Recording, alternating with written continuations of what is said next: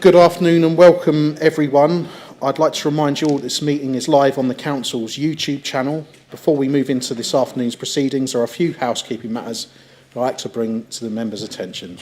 One, I'd like to remind members and officers to stand when they are speaking in the chamber. Two, can I also please remind members that any speeches must be limited to 6 minutes and directed to the item or question under discussion. Please may I remind members, officers including the press and public that are in attendance today that all mobile phones must be placed in silent mode and no calls should be made or received in the chamber during the meeting. Members will have noted that there are private pink papers which may be considered today as part of agenda items 7 and 12 accordingly. If members do wish to discuss the details contained in those pink papers, then I will invite members to move the usual resolution to exclude press and public from that part of the meeting. Item 1 on the agenda today is apologies for absence. I understand we have received apologies from Councillors Mark Mather, Christine Dunbar, Holly Waddell, Christine Taylor, Stephen Bridget, Eileen Carty, Kath Nisbet, Mark Purvis, Judy Foster, Gordon Castle, Peter Jackson and David Towns. I do apologise. He was given on my piece of paper. I don't know what happened there. So, okay, no problem. Good to see you, Julie. Item 2 is minutes. Minutes of the meeting of County Council held on Wednesday the 21st of September as circulated to be confirmed as a true record signed by the business chair. I've seen you, Councillor Dale, and sealed with the common seal of the council. Councillor Dale. Could you add Councillor Derek Kennedy into that list, please? Yes, certainly. Thank you. Back to a minute. Can we propose those minutes of true record? Yeah, Councillor Reid. We're on about the minutes of the previous council meeting now, yeah? And page 17, you all voted to send a letter to encourage Newcastle to get the Eurovision Song Contest. I was just wondering whether the letter got sent before Newcastle were taken out or after, and whether, in fact, the letter was ever sent. And if it wasn't sent, it's a great shame when the council directs somebody to do something and they don't do it. So there we are. I think Councillor Sanderson may wish to come in at this point. Thank you very much for the question. I did raise this with the leader of Newcastle City Council before the decision was made. And once the decision was made to not have Newcastle in, I took it upon myself to think that actually was there really any point? Would Council really have wanted me to have written to say, we hope very much that there can be a Eurovision Song Contest when there clearly was not going to be? But I'm happy to write if you would like me to. But if anything to please you, Councillor Reid. Thank you. Can we, Councillor Morfitt, beg your pardon. Just a very minor correction on page 23. It says at the bottom, the Councillor Morfitt asked how the remaining savings would involve. It means what. It should say what the remaining savings would involve. Thank you for that, Councillor Morfitt. Any other points on those? Can I have a proposer for those, please? Councillor Bourne's proposing, seconded by Councillor Sanderson. Can we agree those? Agreed. Thank you. Item 3, disclosure of members' interests. Can I, before I take any, can I just confirm to members with regards to item number 8, namely the Council Tax Support Scheme, that Local Government Association guidance on the Code of Conduct confirms there is no need to declare an interest here. Does any member have any interest to declare that has not already been declared to the monitoring officer before this meeting? Councillor Sesford. Thank you very much, Chair. Yeah, I've got a personal and non-pecuniary interest in item 11, as I'm a parish councillor and county councillor who covers Acomb, and I've already spoken on that matter, so I can leave the meeting if he wishes to. It's a very short bit, but I'm happy to leave the meeting. I'll bring the just stay here and sell it. I'll bring the monitoring officer here in at this point. Thank you, Chair. No, Councillor Sesford, you can stay and take part. Okay, I'll move to the next item of the agenda, which is announcements by the business chair, leader or head of played service. The first one is from me as business chair. It's Remembrance Sunday is coming up soon. will be held on Friday the 11th of November, starting at 10:50 a.m. at the War Memorial outside County Hall. I then pass over because I understand the leader has some announcements he would like to make. Thank you very much, Chair. I said that I would report on progress around the Challenge Board and the Members Oversight Group, locally and colloquially called the MOG. That's made up of group leaders and myself and key officers who are working on those recommendations that Mr. Calla put forward following the review which I asked to happen a year and a bit ago now. So the findings of the Challenge Board after they came last week was that they feel that things are progressing well on our improvement plan, responding positively to the recommendations, that looks forward to the next session because they enjoyed meeting the staff and elected members that day. And they feel that there has been excellent progress made to bring the structure, focus and pace needed to deliver those recommendations. In future sessions, the Challenge Board are looking to more one-to-one engagement with senior members and further engagement with members as well as some of our external partners. The MOG met just last Friday, and just as in the Challenge Board, we heard encouraging progress on delivery of our improvement plan, and we're meeting again on the 11th of November. And can I just remind you that if any of you feel that you want to say anything confidentially to the Challenge Board, you do have that link that's been provided. But if you want that link again, please feel free to ask the business chair for it, and he will provide that with you. So the point is that there is nothing hidden here. It's a completely transparent process. I've asked the Challenge Board to come in to help us move forward. They are doing that. And pleased with our progress. May I just update you all, please, on the devolution situation. Since we last met, there have been a number of discussions around Durham wishing now to join up with the LA6. That's the 6 local authorities which you know about, which we are one. And a lot of discussions have taken place. We in the LA6 current project plan, are perfectly happy to include Durham in an LA7, but it has to be no detriment in terms of the current financial proposition that's on the table to us all. And that does make a difference in terms of whether we progress with an LA7 or whether we stick with an LA6. Last night, the leaders met virtually with Michael Gove, the Secretary of State, who gave us the opportunity to say what we felt about things and where we were.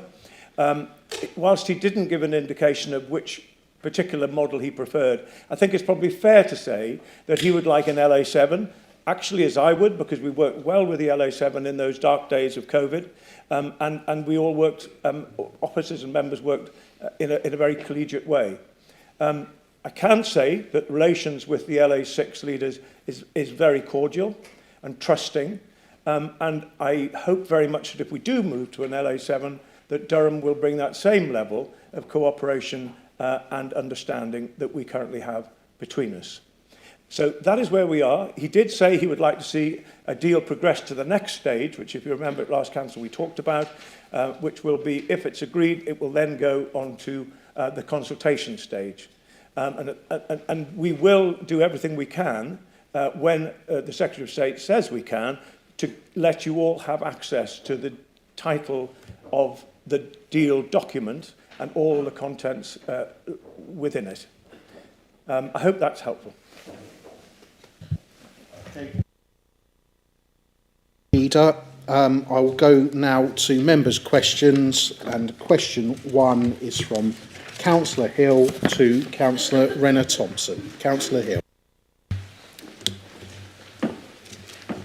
Thank you, Chair. The current consultation on school reorganisation within the Berwick Partnership area is, as these things inherently always are, complex, and final decisions are simply incapable of pleasing everyone. Could I please have an assurance that this will not be used as an excuse for the administration to row away from the commitment to invest £40 million plus in new school buildings for Berwick? Councillor Renner-Thompson.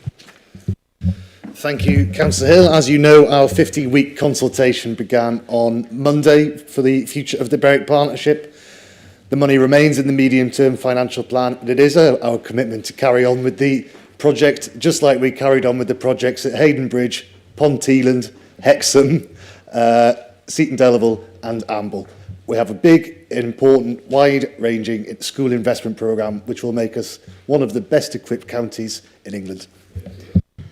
Supplementary, Councillor Hill. Thank you, Chair. So just for clarification, £40 million will be ring-fenced in the next budget for the school investment programme in Berwick. Yes or no? Councillor Renner-Thompson. I haven't seen the exact details, but yes. Right. Question 2 from Councillor Hill to Councillor Horncastle.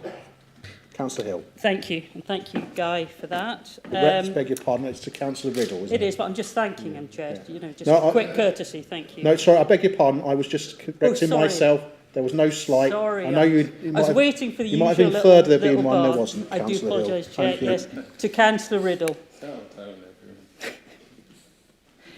How many fixed penalty notices have been issued in Northumberland for dog fouling over the last 12 months? Councillor Riddle. Thank you, Councillor Hill, for that very straightforward question. I'll give you a very straightforward answer. 11 fixed penalty notices have been issued for breaches of the current public space protection orders. Supplementary, Councillor Hill. Thank you, Chair. Do you accept that residents will say that that is an extremely low number? It is not unusually low. This is a problem across local government. But would you blame residents in Northumberland for thinking that this local authority, as with many others, have given up trying to tackle this problem? We certainly have not given up on the problem, and I would refute the fact that we are complacent.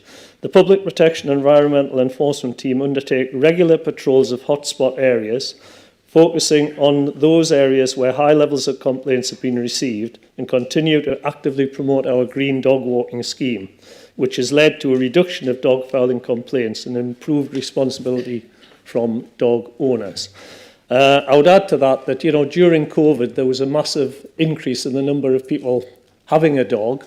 And, you know, you've got to bear that into consideration as well, that there are now an awful lot more dog owners. Thank you. Councillor Horncastle, is it a point of order? Sorry, I mean, it is actually my portfolio, even though Councillor Riddle was asked to answer it. Could I just come in there?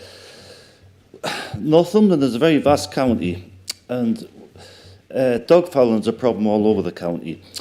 And yes, the concentrations of these fixed penalties has probably been in larger towns, but Northumberland is pepper-potted with small villages. And what I can say is, because we've got such a very small team over such a huge area, it would really help the wardens if we had some local knowledge. Now, I'm not on about people actually phoning in with actually names and photographs of people, because I presume that might be illegal. But there's nothing wrong with regularly phoning the warden if there's something happened in the same place on the same day, regularly with the same people, to give them some help. And that would be a massive help to our wardens, and you will see a lot more in the 11 fixed penalties if the public might just help, because you often see it on Facebook pages. People are complaining about dog fouling all the time, and I've put on the local Facebook page, you know, what to do, who to contact, but it very rarely happens, so the public can be involved as well. Question 3 from Councillor Swinbank to the leader. Councillor Swinbank. Thank you, Chair. It is understood that Northumberland County Council has submitted a list of potential investment zone sites by the North of Tyne Mayoral Authority to the Department of Levelling Up Housing and Communities. In the interest of transparency for all councillors and the communities they represent, please could the Council be updated today on the details of this expression of interest? No. Thank you for a very good question. Thank you. I'll read out most of this. As you're aware, investment zones which can boost economic growth through tax incentives and accelerated planning are at an early stage of development. And with the North of Tyne Combined Authority, we have put forward 2 sites that straddle the three councils within the North of Tyne area. So we expressed that interest at an early stage because we're very keen to see businesses grow and to do anything we can to encourage that growth and encourage jobs. The Arc of Energy Innovation focuses on the development sites and existing business where there are real opportunities to create thousands of new jobs, increase UK growth and exports, and accelerate the transition to net zero, and increase energy security. And for Northumberland, this includes the Energy Central site. The Northumberland Line economic corridor will enable us to use the reintroduction of passenger train lines from Ashington through to Newcastle and beyond, to increase the job opportunities, ease of commuting, and of course save vast amounts of CO2. And we have a fully up-to-date local plan and well-regarded ways of delivering major inward investment schemes through the planning process via our planning performance agreements. And we have not submitted any proposals to streamline any environmental or community considerations in our decision-making, which is a very important point I need to make. At the moment, the government are reviewing investment zones, so it's a bit early to say whether they will actually proceed or not, but we have made our intentions clear with those 2 sites within the North of Tyne that if they become available, then we would want to use them, but with certain and very important safeguards. Supplementary, Councillor Swinbank. Thank you, Leader. You have preempted my supplementary question, but could you give an absolute guarantee that planning safeguards won't be overruled within what we agree to in terms of investment sites? We've obviously got a new local plan that was agreed by all members. All the residents of the county would expect that to be delivered to.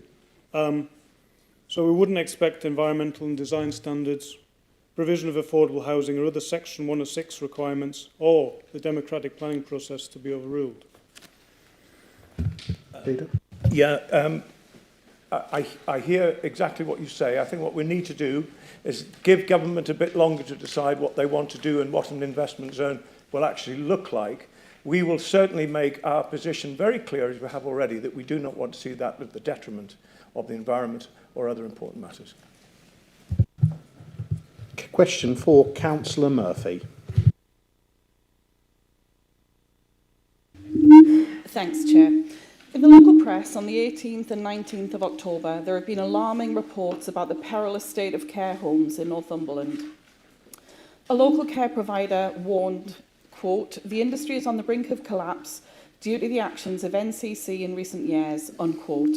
This is an alarming statement and will be causing untold anxiety to staff and residents of these homes and their families. The care provider goes on to say Northumberland County Council has refused to meet with them, refused to provide essential information to them, and is the only local authority in the region to have behaved this way. They also claim to have made a formal complaint of malfeasance to the council. Could the leader of the council address these claims and reassure us our homes are safe? Could he explain to us how this administration intends to help the care home sector out of this crisis? Could he tell us the implications of NCC being found guilty of malfeasance and what penalties may apply? In the current political climate of chaos and instability, the last thing the people of Northumberland need is for our elderly and vulnerable residents to be made homeless. Leader. I completely agree with you. What I would say is I would pay tribute to our staff that deal in this sector, and I think you would all join me in that. We are in a very difficult position, not just in this county, but across the country, with the whole issue around staffing, not just in care homes, but for home care as well. So I want to reassure you completely that officers monitor closely the situation of care homes and have seen nothing to suggest that the care home market is, quote, on the brink of collapse, quote, and I'll come back to that in a second. But yes, there are real and serious problems affecting the care service, which have become more challenging in the aftermath of the COVID pandemic and the current economic difficulties. But it is a national issue. It is not specific to Northumberland. So overall, the biggest problem facing care services is that they are struggling to recruit and retain care staff. And this is particularly affecting care services which support people in their own home. And this has actually caused a serious issue in terms of staff availability. And above all, care homes themselves are now having difficulty in recruiting both care workers who look after residents on their day-by-day needs and nurses to support residents who require health care. The Council has done more than many other authorities and support care providers with workforce problems. Since early this year, for example, we have offered to care providers higher fees, who agree then to pay the staff as a result of our initiative. And last month, the Cabinet agreed to further increase the fees to care home providers to enable them to increase the care mileage, the mileage for care providers in terms of their travel. So we are doing everything we can as a council to address the issue. If I can turn now to the story that prompted this particular piece in the paper. The origin of these stories is in the media is a press release issued by Care North East. This association represents only a minority of care homes in Northumberland, but officers do discuss fees and contract terms with them whenever changes are being considered. The press release appears to have been stimulated by recent correspondence between Care North East and council officers, in which council officers repeated our existing published view that there is currently no need for new care home provision and that new developments would not necessarily receive our support. And actually, this is not news, because only a few months ago, officers in adult social care told the Strategic Planning Committee, considering a planning application for a new care home in Ashington, that in their view, it was not needed. I'm more than happy to make sure that any of this correspondence that's taken place between us and this organisation are made public and available to you if you want to see them. I can't, and if I don't want to preempt your supplementary, but I can't make comments on any potential claim because I'm not able to do that at the moment. Supplementary, Councillor Murphy. Yeah, thanks, Chair. I think my supplementary would be, can you give us the assurances that if any of us are considering placing a loved one in a care home in Northumberland currently, that story that they potentially could be closing down and that providers are moving out the area and trying to sell their homes, we can be reassured that that is not the case? Can you say hand on heart that you feel confident that that is the case? Thank you. That's a hard question to answer. Because I would love to be able to say I can give you that assurance, but I'm not able to do that because I don't know what is going to happen next in this particular but very important area of our work. What I will assure you is that I will be meeting our staff on a very regular basis to keep an eye and monitor on what's happening, and I will, I guarantee, make sure that if there is going to be a change or if there is about to be any real problem area, I will ask that all members are kept in the loop about those. But please, I will make sure that I will be monitoring the situation very carefully with key staff and I'm looking at one of the key staff now. We will continue to discuss this, and anything that's seriously about to happen, you will be told. Okay? Question 5, Councillor Dale to Councillor Patterson. Councillor Dale. Thank you. Just to say that my question's already been answered. Okay, thank you. Question 6 from Councillor Ball to Councillor Renner-Thompson. Councillor Ball. Thanks, Chair. As we see the last of frontline youth service delivery drift across to the community and voluntary sector, how will Northumberland County Council ensure delivery of youth services when the community and voluntary sector are under more and more financial strain as running costs increase? And for clarity, when I say youth services, I mean the delivery of youth clubs, diversionary activities and non-measurable outcomes, not the crisis point interventions that could be prevented with earlier engagement. Councillor Renner-Thompson. Thank you, Chair. You'd be surprised to hear that Councillor Ball and I agree almost universally whenever we talk about this subject. So there was a review commissioned in 2016, which made a range of recommendations, including moving to a service that provided targeted support to young people in areas of higher need. It also recommended the promotion of the Grow Your Own model of universal youth club and service delivery. Look forward to today. The plan is to move the youth service staff into the family hubs, which will further enhance partnership approaches to the early ID of and support to young people and their families. This is a key element of the Council Inequalities Plan. You mentioned early intervention with the youth service so that we can root out problems before they become bigger problems. And that is what I want to, and that is why we're moving youth service workers into the family hubs. So all of those healthcare professionals and other professionals that are in the family hubs can work with the youth service to get the outcomes we all want. And I would again add that we do spend more on our youth service than Gateshead, North Tyneside and Newcastle, who have a comparative population to us. We are not cutting youth service workers, we are just moving them into the family hubs. And by moving them to the family hubs, we are able to access the funding from the government that goes to those family hubs. So we will indeed be slightly increasing the funding. It might just be in a different box on a spreadsheet. Supplementary, Councillor Ball. I think we're getting confused with what I consider a youth worker, because it's not career advice, it's not interventions, it's actually playing pool, it's having fun, it's actually making sure that young person never reaches that crisis point. We're seeing schools are struggling and they're expected to pick up youth services. We're seeing the community and voluntary sector, we're seeing parents really struggle to find referrals for the kids that are actually really struggling.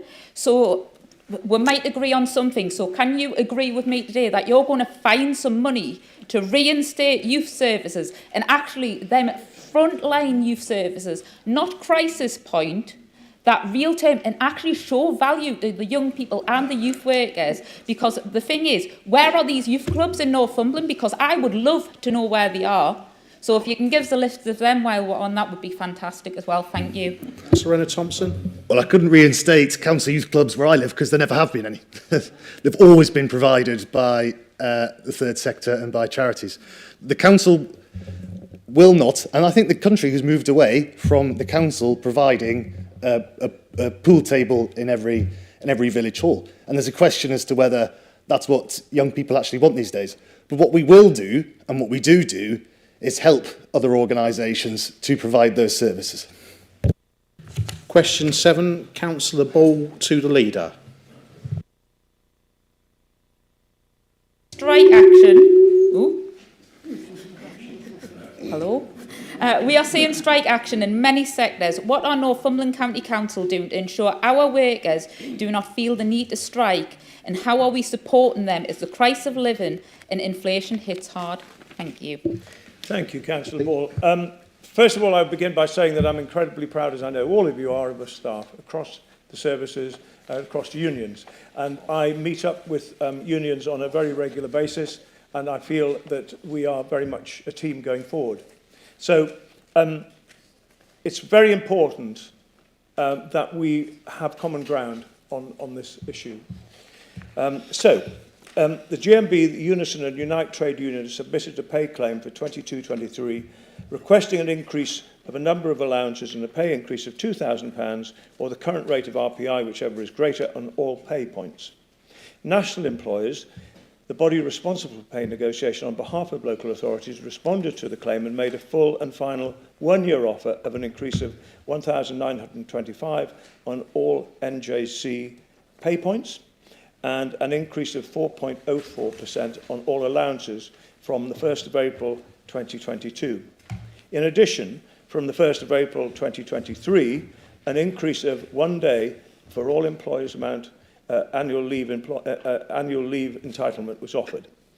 The offer from national employers is significantly higher than has been seen in recent years and is the highest flat rate offer made to the public sector this year. This offer would see employees at the lower end of the pay scale receive a 10.5% increase in pay, and more than 3/4 of employees would receive a 6% pay increase or more. Trade unions balloted their members. GMB and Unison members voted to accept the offer. Unite voted to reject the offer. However, they agreed that they would meet on November the 1st, which was yesterday. Following that meeting between the trade unions, the pay award has now been accepted, and HR, OD and payroll are now in the process of actioning the circular to be included in the employees' November pay. Firefighters have been offered a pay increase of 5% from the 1st of July 2022 by national employers, who also negotiate pay on behalf of all fire and rescue services across the UK. This offer was made following the rejection of the previous offer of 2%. National employers are currently awaiting a response from the trade unions.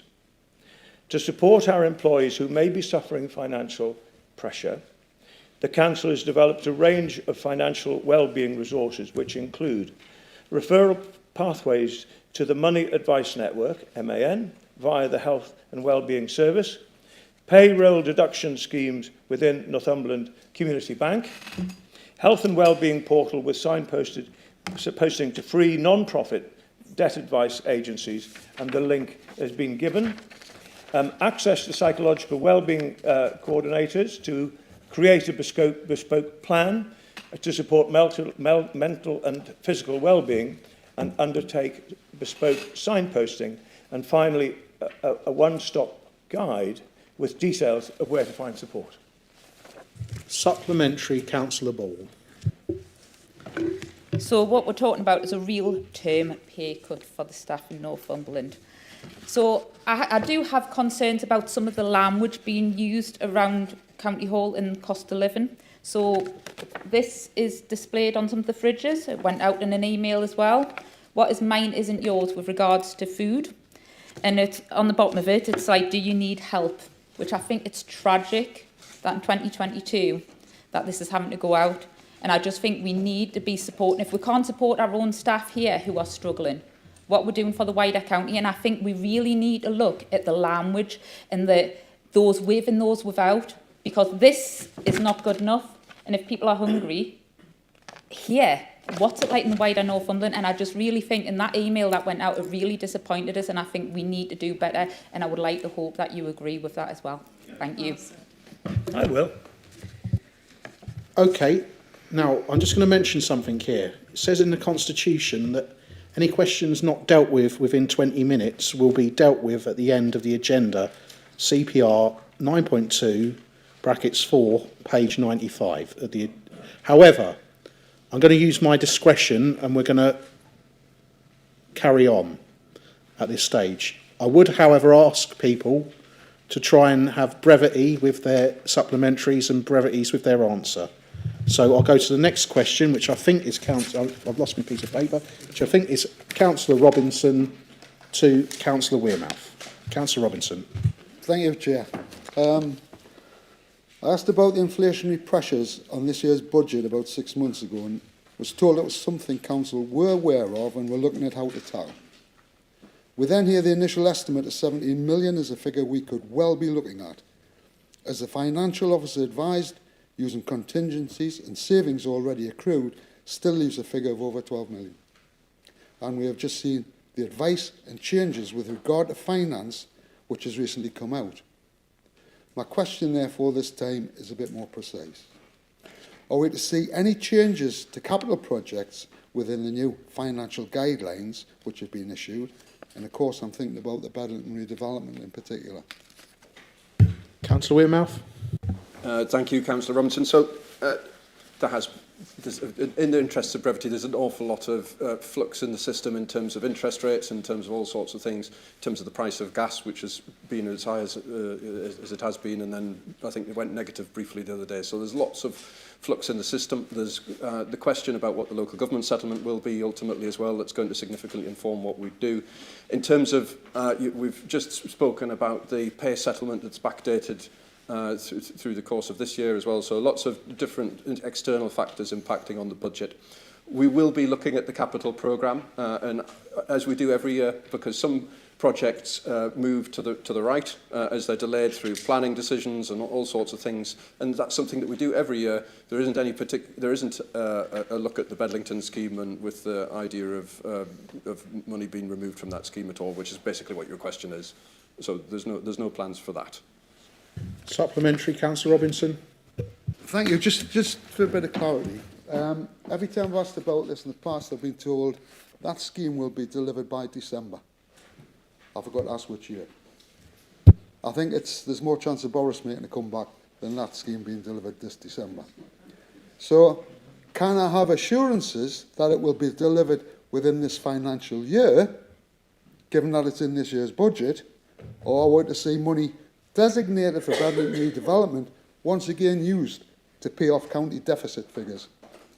Councillor Wearmouth. Thank you. So the money's in the budget, and ultimately there has to be a scheme that's got to be deliverable. It might be that Councillor Posh, I'll send you a message directly about an update for the scheme, and in terms of Boris making a comeback, I wouldn't doubt that it would happen at some stage. Thank you. Question 9, there's a flux in the system though. Question 9 from Councillor Robinson to Councillor Sanderson. Councillor Robinson. Councillor Sanderson, is it? Okay. Given the disturbing it's actually who I wanted the question to go to. Given the disturbing speculation surrounding the flagship economic development at Camas by British Vault, are there any plans to ask the management to come in and explain directly to us what's happening, because they've been very keen to come in the past? Peter. Thank you for the question. There are no immediate plans to ask the current management to come in to speak to us, because we are in a very fluid position, as you know. I can't comment on where the company currently is and its forecast future. All I will say to you is that the County Council have done absolutely everything to bring this development. British Volt have invested significant amounts of money on our site because, of course, remember, there are safeguards built in that if there isn't a gigafactory built there by October 24, the site returns to us for the same price that we sold it for. But I hope very much that there will be a development of some kind soon. That could be a whole range of different options, but I hope that they will come forward because everyone wants jobs. Only I can't think of anyone, actually, who wouldn't want to see thousands of jobs created for the people in the county and across the North East region. So we are all working absolutely flat out to try and build a long-term sustainable future for that site. Supplementary, Councillor Robinson. Just very quick, that buyback clause should give you the leverage to be included in any negotiations about that site moving to another party. And I hope you will be included in that. Is that the plan? Yeah. Good. Okay, thanks for that very brief response. Question 10 from Councillor Hunter to Councillor Horncastle. Councillor Hunter. Thank you, Chair. Northumberland County Council have only 3 testing stations in Northumberland, which are based in the following locations: Hexham, Stakeford and Alnwick, to carry out all MOTs and interim tests for all taxis, as well as undertaking other work. This means a taxi based in Berwick has to travel a minimum of 60 miles round trip to obtain an MOT and compliance test. However, if for any reason the Alnwick testing station has an issue and is unable to carry out the tests, and the only other available options are approximately 100 and 150 miles round trip.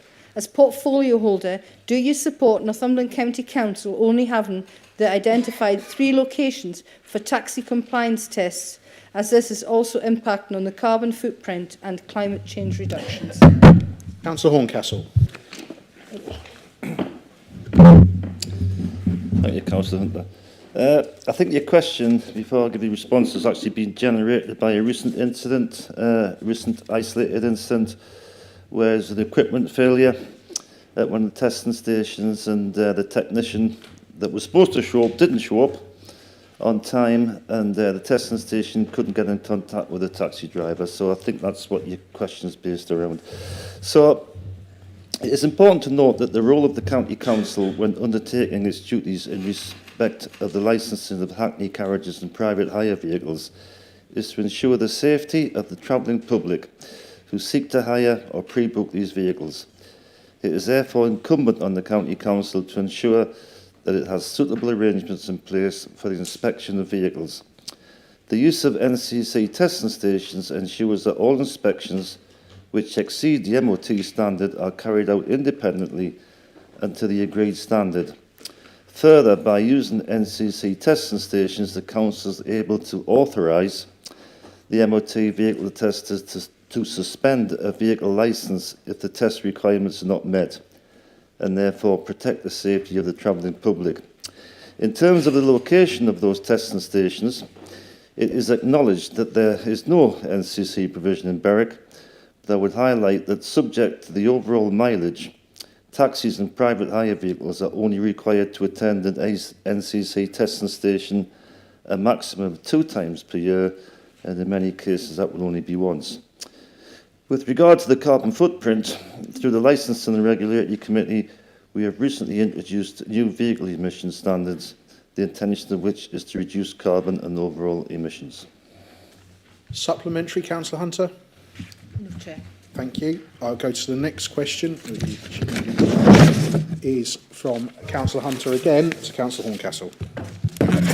Thank you, Chair. As we all know, the cost of heating our homes is going to rise over the winter, which could lead to the safe central heating systems we all use becoming too expensive to use for many families.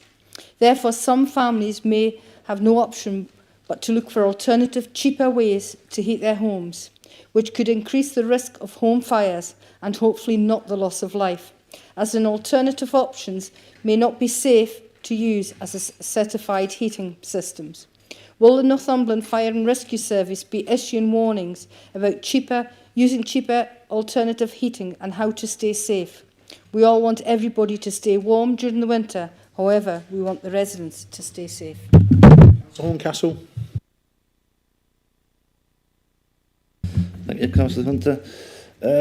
Just so everybody knows that the Fire and Rescue Service does actually take logs to people's houses, people that request logs delivered, people who are vulnerable and can't do it themselves. The Fire and Rescue Service does that job for them. So the response, as part of our ongoing safety messaging and communications to our residents, Northumberland Fire and Rescue Service will be ensuring that home safety and fire prevention messaging continues throughout the winter period. And those messages will be cognizant of the potential for people to use alternative forms of heating within their homes. Although a thorough discussion is always held with the residents by the Fire and Rescue Service, community safety personnel and operational staff conducting home safe and well visits, our staff will also be briefed to be extra vigilant for signs that residents are not following safe practice regarding home heating.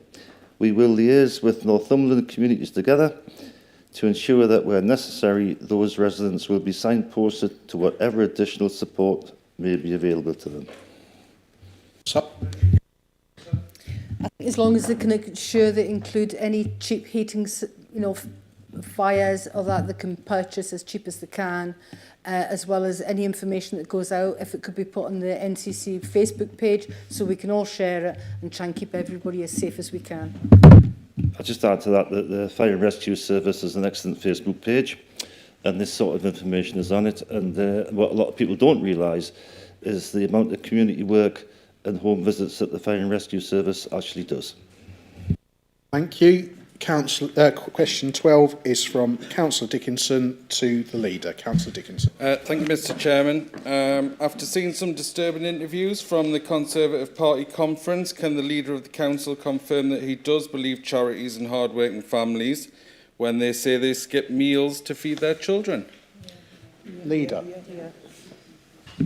Thank you very much for raising this question. It's a very important question and one I'm glad to be able to take a little bit of time in answering. You will know, of course, that for the first time this Council has as one of its 3 key priorities tackling inequalities. And to that end, we have an action plan and we have a budget to make sure that things happen. That's hugely important to me personally, but also to the administration and to all of you I know as well, who turned up for our Tackling Inequalities session the other day. You will also be very pleased, I'm sure, in what you've received recently from Northumberland Communities Together. You've all had these, I think. These are really important and show the dedication and use of Northumberland Communities Together. And I'm particularly grateful to the staff who do so much work with them. And interestingly, although we know that referrals have increased, they've largely been around seeking advice and reassurance rather than necessarily seeking physical help. And you will also probably know that we have 147 warm hubs across the county now. And the name has been changed to Warm Welcome rather than Warm Hubs. Very, very important and very good and very useful. And I'm really grateful to all our partners that are doing so much to help us in these current times. To answer your question in terms of percentages, in 2021, 28% of parents said that their children, that they would skip a meal because of their children. In 2014, 20%. In 2012, 20%. But in 2004, under a Labour government, that figure was 46%. So therefore, what I would say to you is, of course, I will listen to anyone. I will help anyone, and the council will help anyone they possibly can.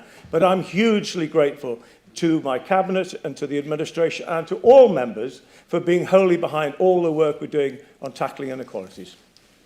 Supplementary, Councillor Dickinson. Thank you very much, Mr. Chairman, and thank you, Leader, for reminding us about Communities Together and all the people who do help people across Northumberland and places like Alnwick, Amble, Berwick, over in the west in Tynedale. All their food banks are saying there are more and more people accessing their services every day of the week. And they have opened 7 days a week. And it's sad when the Journal reports that food bank charities and their bosses have had to refute the remarks of a cabinet member from this council. Yeah. So will the leader join me in apologising to the wider community for the remarks of that cabinet member and assure people that we do not use dying in the streets and rickets as a cause of action? Leader. Thank you. That's an interesting supplementary question. You're asking me, would I agree with something that the Journal print? And the answer is no, I wouldn't. What I will say to you is that my commitment is complete. Excuse me, this is a question and answer session. Shall I reuse? Are you providing an answer, Councillor? Yeah, I was providing an answer. So I don't, so far as the Journal is concerned, I have complete commitment in what we are doing for Communities Together, complete commitment in tackling inequalities. That is demonstrated by the work we are doing and by the buy-in of all the groups I see here now. So that is the commitment that I seek, and that's the commitment that we have. That's the end of the question time. Thank you very much, members.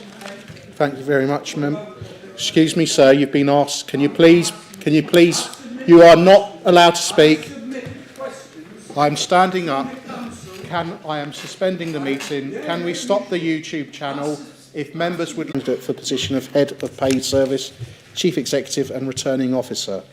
The purpose of the report on the agenda was to advise Council that due to the timings of the recruitment process for the Head of Paid Service and Chief Executive, it was not possible to submit a full reports. I'm reading the right one there. Yeah. Full reports for consideration by full Council with the agenda papers for this meeting, which are on 29 to 34. However, a report has been circulated to you by email, which sets out the recommendations of the Staff and Appointment Committee, which was held at 9 a.m. this morning. There are hard copies in the chamber. Could you indicate if you would like one of those copies? There are few. Can they be passed out to those with hands up?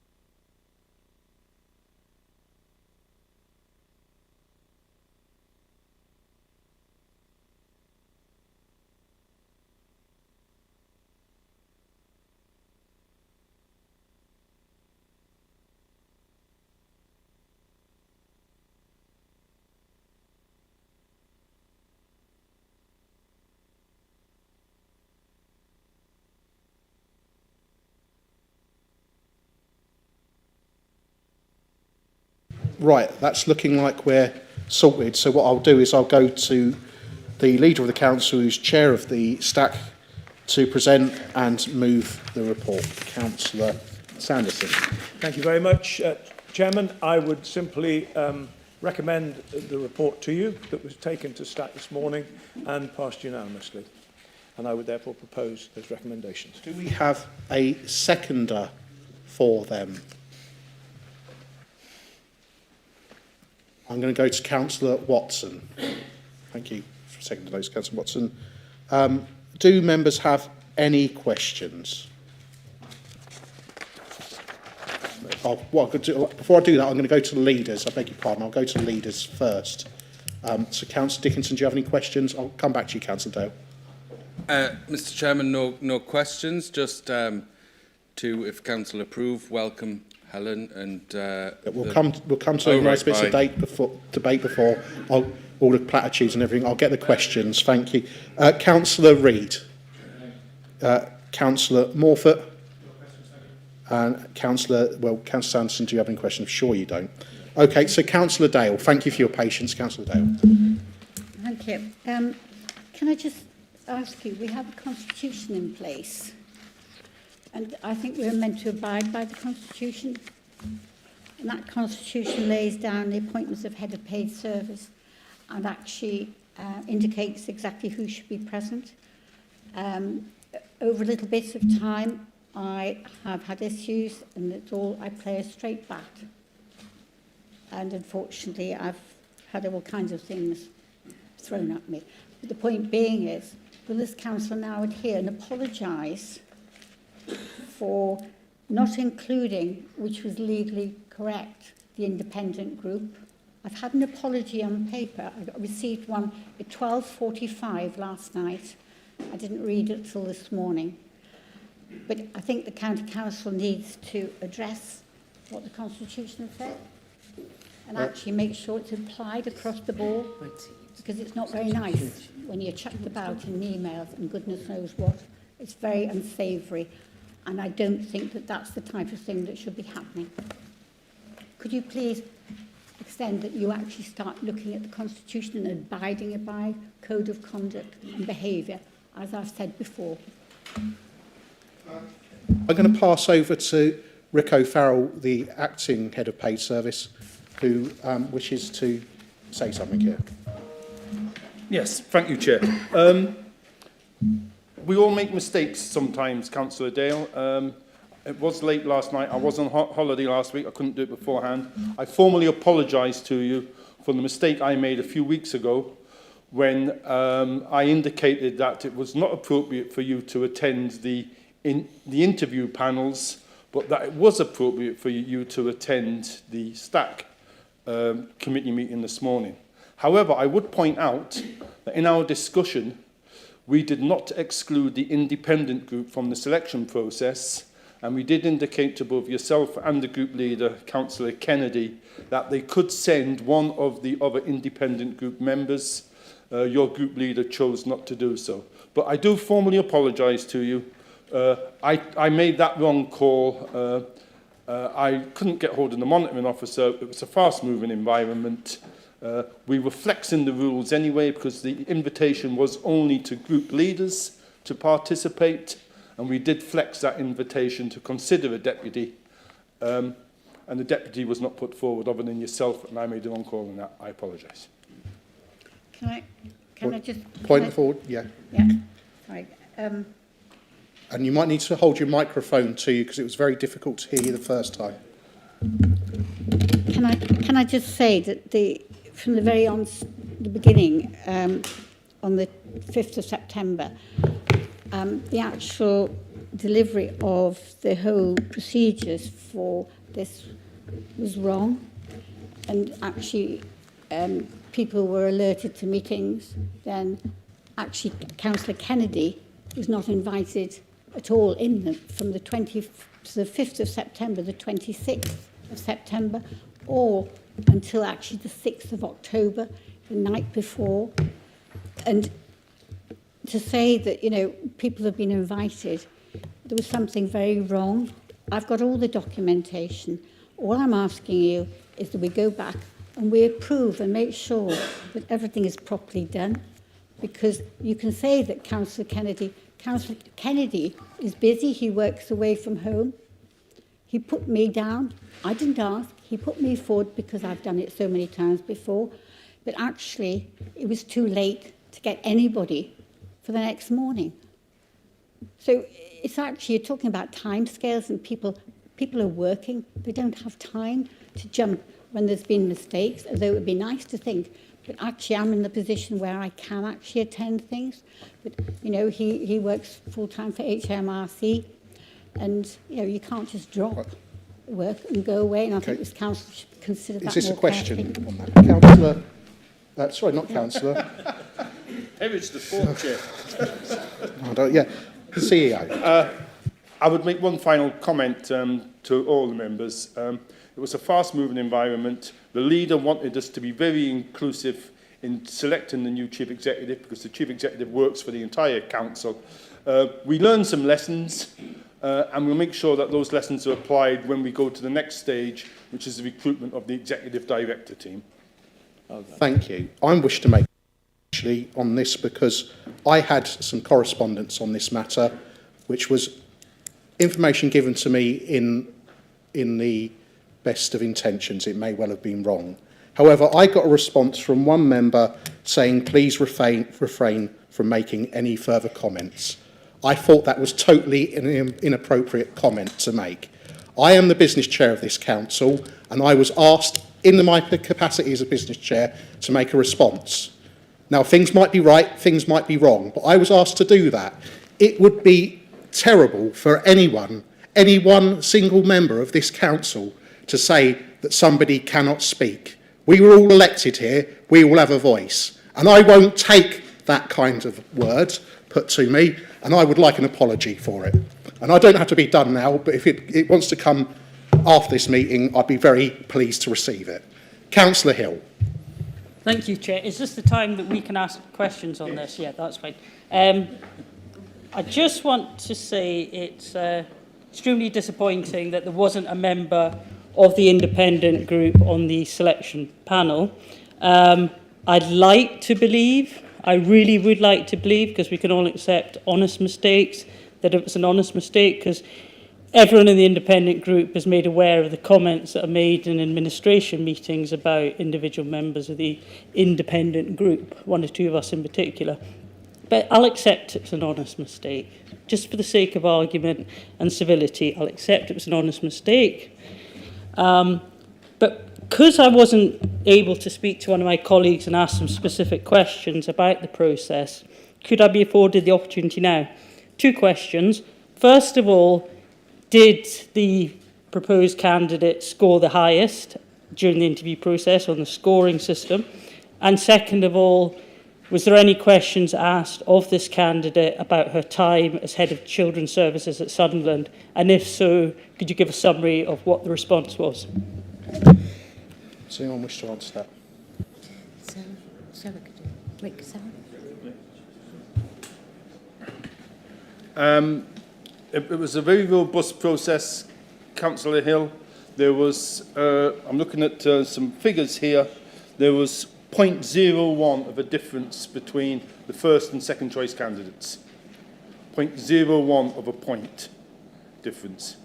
From memory, there were no questions asked of the candidate about her time as Director of Children's Services in Sunderland.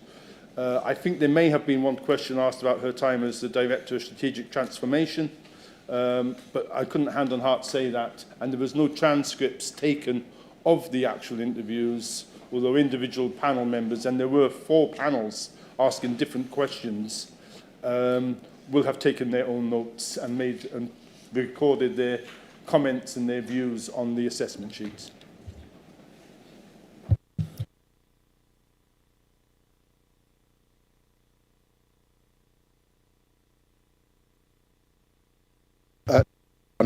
Any further questions? Did anyone? No. I'll move into the debate then. I'll do what I did, but as you've proposed it, Councillor Sanderson, I won't bring you in first, but I'll go through unless you'd like to come in first? I've got nothing further to add, thank you. Okay, fine. Okay, well, I'll go to the next person on my list would be Councillor Dickinson. Do you want to say anything in the debate? No, I don't think so, Chair. Okay. Did you say we'll get the bits later? Right, okay. Okay. Okay, well, I'll abandon this. Anyone wish to enter into the debate? No, it's been proposed and it's been seconded. Can I show all those in favour?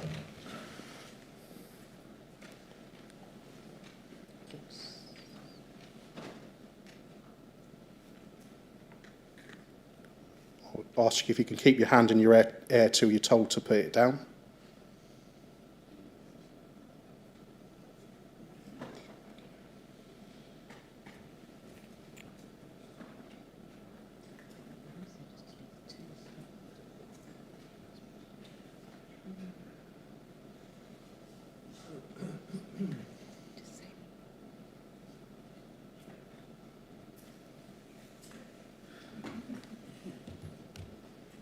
I think we just want to make sure it's 100% right. Why don't you do the ones Yeah. Okay, hands down. All those against? All those in abstention?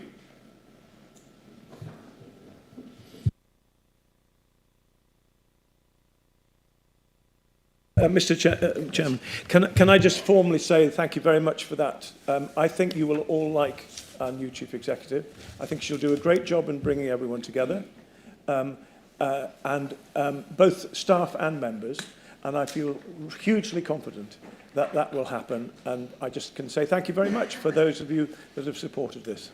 I'll just bring the acting head of paid service. He's just going to. Yes. He's just going to bring Helen Patterson in, and she's just going to say a few words.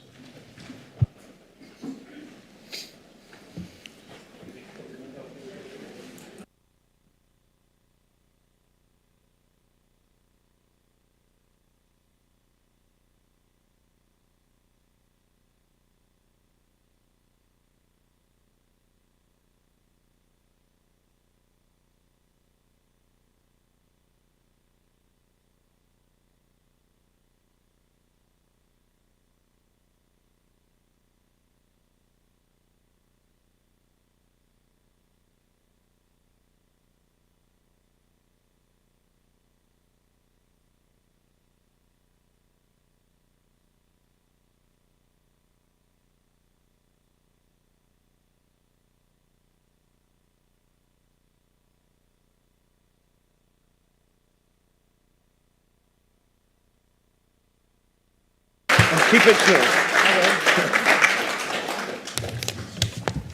Please, far away. Oh, far away, good. Well, thank you, Chair, and thank you, councillors, for this appointment. It is incredibly special to me, so thank you very much for your appointment and the opportunity to be with you today here in this chamber. I'm really looking forward to working alongside you, and I have to say I'm also looking forward to being a resident. So that's coming fairly soon. Hopefully we'll be here before Christmas. Thank you. Thank you, Chair. Thank you very much for that, Helen.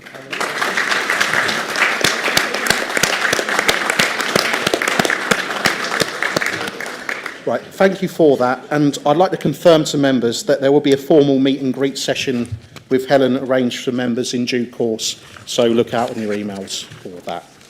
I'll go to item 8 on the agenda, which is a report of the Interim Executive Director of Finance and Section 151 Officer, Council Tax Support Scheme for 23-24. The purpose of this report is to seek approval for the Local Council Tax Support Scheme for 23-24 to continue to provide support at the maximum level of 92% of council tax liability. Councillor Wearmouth, you're going to introduce this report. Yes, thank you, Chair. I'll be relatively brief. We've, I think, well rehearsed in this discussion from previous meetings of the council, of full council, where we've done this year on year, and as well through scrutiny and through cabinet as well. And I'm sure that there's people who want to contribute to a discussion and a debate, as we usually do. This scheme, as you're aware from previous years, is one of the most generous in the North East. you can draw your attention to page 3 of the report, or 37 of the agenda document, if you will, that gives the comparator, which we often go through in terms of what do the councils provide. This is a significant amount of the council budget that we spend on this activity every year, £25.7 million pounds. This involves spending in terms of supporting people who need our help the most, one of the key aims of the council. I would draw your attention to other schemes that are in place to assist people, because obviously, as I'm sure you're all aware, that this is a year where things could become difficult in terms of energy bills and so on. We have nationally some support for households, so every household receives £400 off energy bills. Those on universal credit, means-tested benefits and so on receive a further £650, and then in addition, a further £650 for those people who receives a form of disability support. This winter, there'll also be an additional payment for pensioners of £300 per household, and for 3 million low-income households, there'll also be another £150 rebate on their winter fuel bills, which is part of the government package of supports. And then there's some support that's provided by NCC through a delegated sum of money. And I think that you're probably all familiar with that package as well. And we've had discussions in previous meetings about, for example, support for off-grid families and so on. So I will pause there. I may have some further remarks, but I will hand over to Jan Willis, the 151 officer, to go through a little bit of the detail of the report. Thank you, Chair.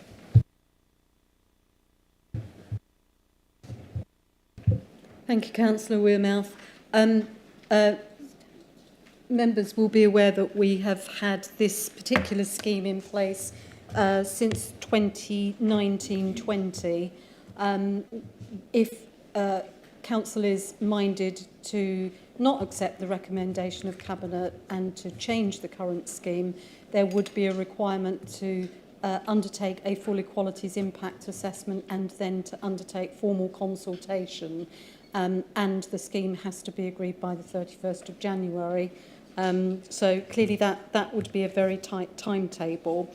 There was extensive discussion at Scrutiny Committee before the report was considered by Cabinet about if the scheme were to remain in its current form, whether there would be other ways of providing assistance to low-income households. And the undertaking was given that we would look to continue the hardship scheme that we introduced this year, which actually benefited not only the people who had a residual 8% council tax liability, but also helped significantly more numbers of low-income households that were below that threshold as well. And just to give some context to that, we currently have a total claimant caseload of just under 25,000, of which about 10,000 are pensioner households and automatically get 100% relief.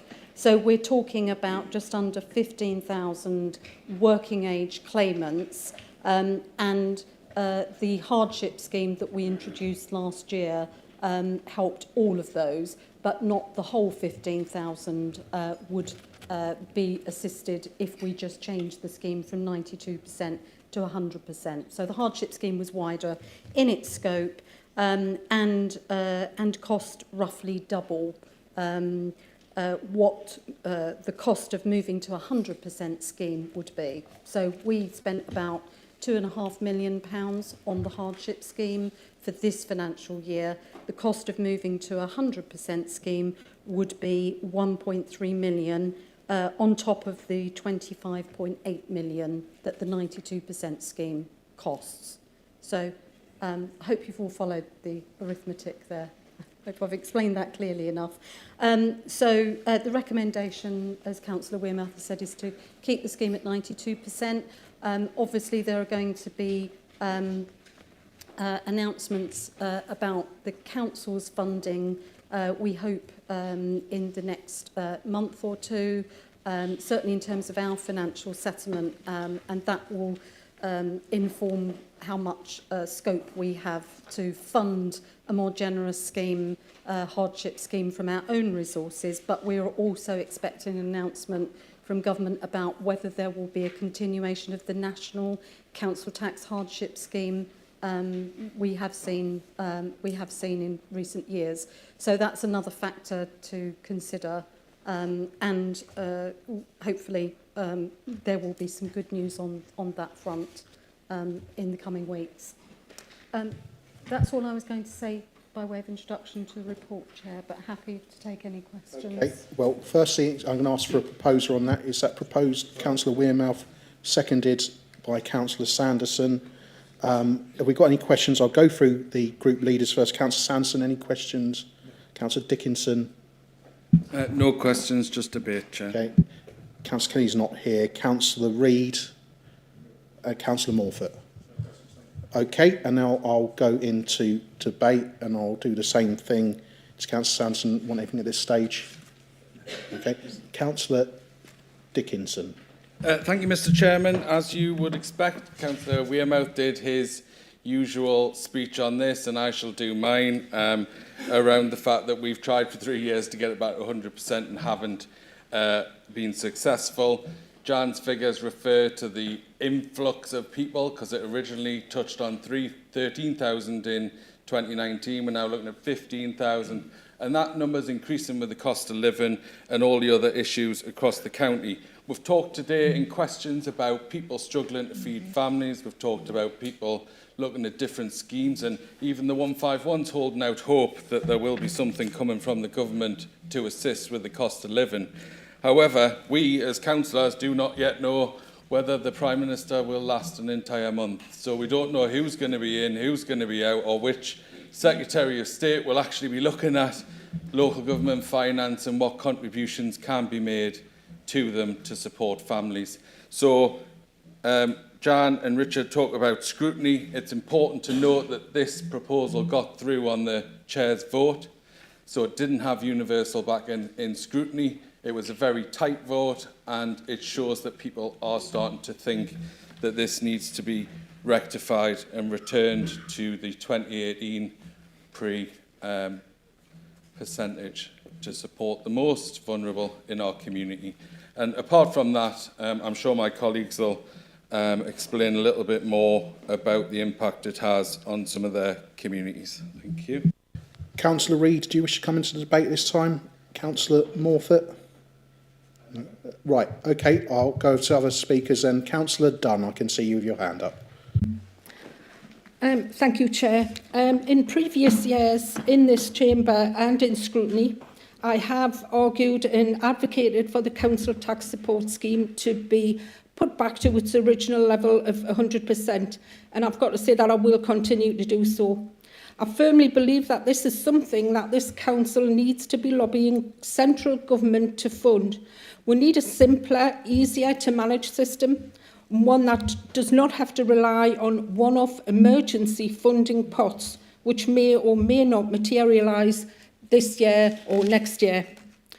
As a council, we are loudly proclaiming our commitment to tackling inequalities, and in this current cost of living crisis, we need to be supporting all our residents as much as we possibly can. Working people are being pushed to the brink and face the real possibility of falling into debt. Scrutiny members raised many concerns in the scrutiny meeting of the 10th of October, including the suggestion of raising the level to 100%, even if it was for a temporary measure for this coming year, just to get people to help them in this current crisis.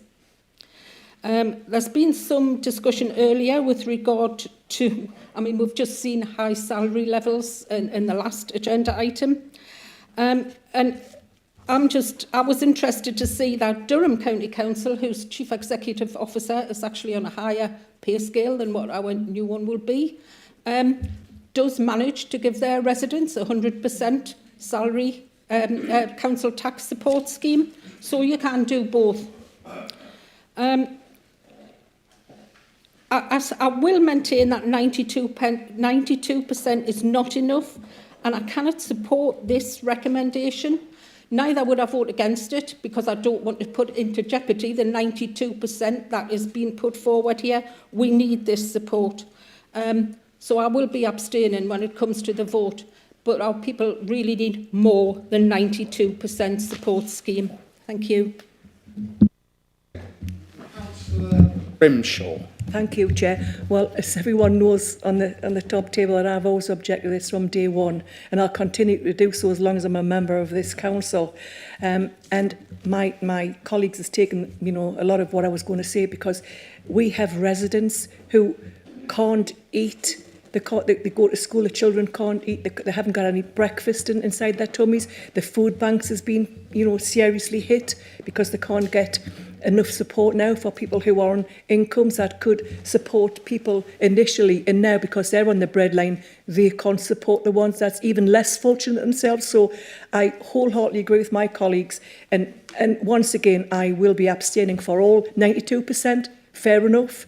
If we get 92%, that's fantastic, but 100% would even be better, and we should be matching Durham, given 100%. We should be also proud of the county and people that we represent by paying 100%.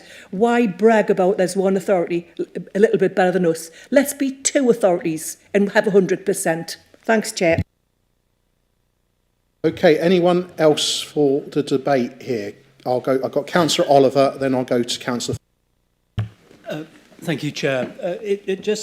I just want to, if I'm not quite sure I understood it absolutely properly, but I think what I understood Jan as saying is that the support we were planning to offer this year would be more generous and would include more people than if we simply took the 92% and moved it to 100%, because there were people that qualify for the additional support that we're offering instead that wouldn't qualify for the 92% support. So I know the Labour group needs to make political points, but the irony of this political point is that it appears to be actually advocating supporting fewer people with less generous support. Okay, Councillor Foster. Thank you, Chair. Just in relation to that last comment, why can't we have this additional support as well as 100% support, so we can get everybody who needs that help? But I think it's a very sad state of affairs when we are so heavily reliant on food banks for people to be able to have meals. Coffee shop in my ward last week, thankfully funded by a company that's coming in doing broadband in our area at the moment, again put food bags up for children to make sure that children in our area had something to eat for their lunch because they weren't at school, it was half term. My daughter's school is in a deprived area. They have a food bank, and thankfully there's some fantastic supermarkets in the area who donate food on a regular basis. That is heavily subscribed by the parents of my daughter's school. And I think it's such a sad state of affairs that that has to happen in this day and age. But that's the sad state of affairs we're in at the moment. We've had COVID hit hard. We've now got energy bills that have gone through the roof that not only people who are on benefits would be struggling to afford, and thank heavens for the support that has come in, but even those on decent enough wages are still struggling with, because those rates that are coming in with the energy at the moment are absolutely unbelievable. So for me, it's giving as much help as we possibly can, and to me, that's 100% a council tax support. So I won't vote against it because I'm not against them having support, our residents. I want every bit of support they can. So I won't vote against it to jeopardise it, but I certainly can't support it because it's just not going far enough. So I will be abstaining, Chair. Thank you. Okay, I'm going to bring Councillor Ball in 2 seconds, but I'm conscious we're getting close to 3 hours here, although we did have a break. And I'm not quite sure what the constitutional position is on that. So I'll err on the side of caution, and what I'll do is, can I ask that we suspend standing orders so that we sit for more than 3 hours? Okay, thank you very much. It's only 2 hours, actually, isn't it? But anyway. It's because it says 6 o'clock on that one up there. That's what it is. We've done it now, anyway. Councillor Ball. Thanks, Chair. Like many of my colleagues, I think we need the 100% because I'm assuming next year the council tax will go up as well. So that 8% is going to be higher for money to be found by these people. Food bank use. We're hearing food banks saying that actually we need to give out cold food to people because they can't afford to heat food. I personally asked the women members to bring sanitary products in. So it's like, and that's for Community Larder in Ashington, because women are, it's period poverty. People shouldn't, we're normalising having to use a food bank, having to go to a warm hub. We shouldn't need that. People should be able to stay in their own home. They should be able to keep, and I think we need 100%. People are really, really struggling. And if we can't do this when other people can, I think then there's something fundamentally wrong with the system when people are really on the bones. And that, you know what is? That support, the extra support, fantastic. But people are going to be begging and coming for more and more support, and we need to be able to give it. So yes, 100% to all the people that need it. And actually we need some more support for the other people that are falling through the net, the people that can't afford to feed the kids, they can't afford to put the heating on. And you know, when you just go, there's waste, there is natural waste, and if you look at the expenditure sheets and stuff, there's money that goes out this council that should be staying in Northumberland. And I really think we need this 100%. I think we need to start looking at how we help people more here. Thank you. Any more for the debate? Councillor Ferguson. Thank you, Chair. I'm just knocking that over. I think it's very difficult at the moment because there is so much hardship going on. There is so much that we need to support people with. But there is also a lot of support already out there. And it was reported in the news just yesterday or the day before that of the £400 energy scheme that's gone out, where it's gone out to households now. It's gone out since the 1st of October, where people have to go and actually cash that in for use with prepayment meters and things like that. Only 60% have so far been claimed. So I think it's what we need to remember is actually there is a lot of support out there, but a lot of people are not actually engaging or realising that that support is already there. And rather than throwing more support just out there and increasing this to 100% at a cost of £1.3 million, we need to make sure we're getting people and getting them engaged and getting that help to the right people. And that's not just by putting it up more. People have mentioned in this debate already about working age people struggling, and actually if we've got to find another 1.3 million to support this scheme, where does that fall? Where does that burden fall? We've already had in questions people asking to make sure that there's £40 million stays in the budget for schools in Berwick. They want youth services across the county. They want to make sure that the capital programme is protected, and this and it all comes at a cost. And where's that money going to come from other than Excuse me, Councillor Ball. Councillor Ball, I've got a lot of time for you. I enjoy your submissions, but that wasn't called for, and you know it wasn't. Thank you. We'll have no more of it. Thank you. Councillor Ferguson.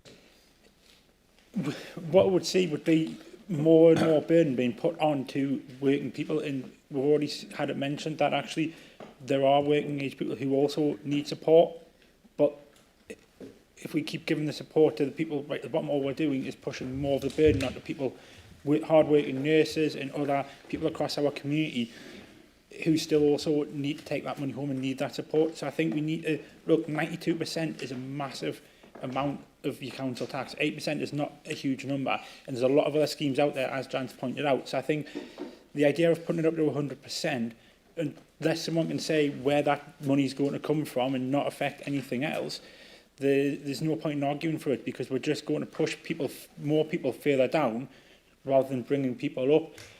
We need to tackle inequalities, but just giving people money is not the only way to do that, and possibly isn't the best way either. Thank you. Okay, any more for the debate? I've got Councillor Bowman, then I'll go to Councillor Morford. Councillor Bowman. Thank you, Chair. I think there must be a difference here. One, you've got government giving out money. I think they should give out more, actually. And you've got this local authority here who is supposed to be caring for our communities, for our residents.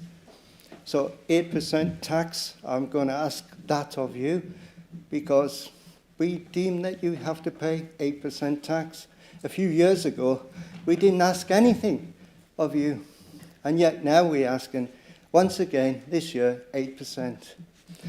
Now, some of you here might know that I help out with a food bank, and I do deliveries.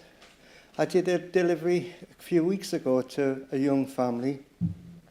The evening before, they had no food. They starved. And this is the reality in our streets today. This is the reality in Northumberland. This is what happens when society doesn't care. We are the 6th richest nation in the world, and we can't look after our poor. I blame the government for that. But I'm looking to Northumberland County Council to step up to the mark and say, we're going to give you 100% tax alleviation. We don't want your 8%. We want 0 from you. We want to help you through your difficult times. This winter will be the winter of despair. And come spring, when you set a new budget, I dread to think what we've left in the wake. Because if this comes into being next year, I tell you now, the poverty that we see now will be even worse in the spring. So I won't be voting for this, definitely not. But what I will ask you, every one of you, to look for 100% alleviation of tax to those with a burden in their lives, where they're in poverty. So, thank you, Chair. Okay, Councillor Morford. It's a question rather than a speech, if that's okay. Go for it. I'll use my discretion. Thank you very much. So I was just wondering if we decide not to approve this 92% support, what is the process? And is it possible that claimants will end up with less than 92% support as a result? I'll pass over to Jan Willis, I guess would be best to answer that. Is Richard's happy with that? Thank you, Chair. So the council tax scheme has to be approved by council. So if council decide not to accept the recommendation of Cabinet, you would have to do one of two things. Either you could send it back to Cabinet for them to reconsider, or you can move an alternative motion on the floor of the chamber and vote on that and see if you can get a majority for an alternative. Either way, the council must have an approved council tax scheme by the 31st of January. And if you are going to change the scheme, because the status quo is not acceptable, you must undertake formal consultation. So I hope that's helpful. Okay.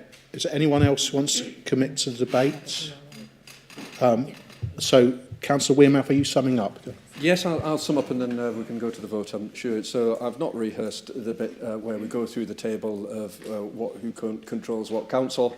We've had quite a subdued discussion this year compared to normal, and so let's not enliven it with that.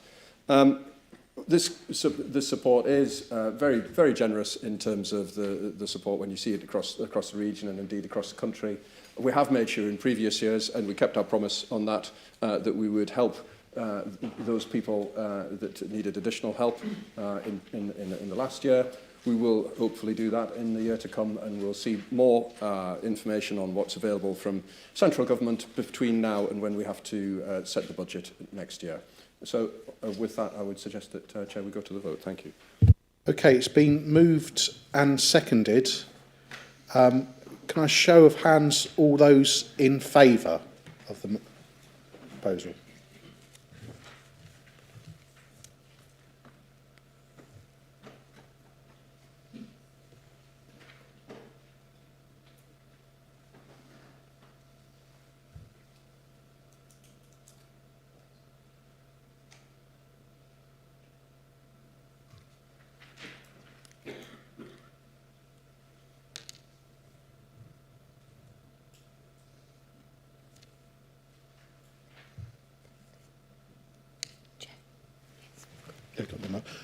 All those against?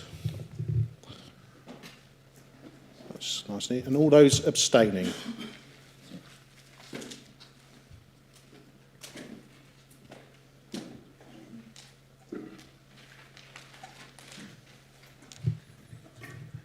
Okay, I think it's fair to say that motion is passed. Thank you very much. Okay, I'll carry on with the agenda, and the next item to report to update council on the electoral review of the county, which is being undertaken by the Local Government Boundary Commission for England, the LGBCE. It presents for our agreement the council-side submission on part 1 of the electoral review on pages 41 to 80, and I believe the Leader of Council is presenting on this. Leader. Thank you, Chair. You've read the report. I want to just say thank you to all the group leaders who have met on, I think, 3 different occasions to discuss this, and we've had a very sensible and constructive series of meetings. The end result is that we feel that 67 is about right in terms of the numbers, but we think we should put it to the Boundary Commission to consider 70 as well, in view of the extra housing and extra population in the county. Secondly, bless you. Secondly, we've also asked that they look at the ANIC shared division and look to see if we could make that 2 in line with others as well. Those are the recommendations in front of you. I want to thank Phil Hunter in particular, who's done a huge amount of work on behalf of the council, and a very fine bit of work and a very measured bit of work, but particularly the group leaders who have been exemplary in the way we've worked. Thank you. You're proposing that, Yes, Chair? yes. Chair's proposed. Do I have a seconder? Councillor Dickinson is seconding that. Do we have any questions on that at all? No, I can't see any. Oh, Councillor Sesford. Well, to be honest, Chair, it's not really a question. It's just this.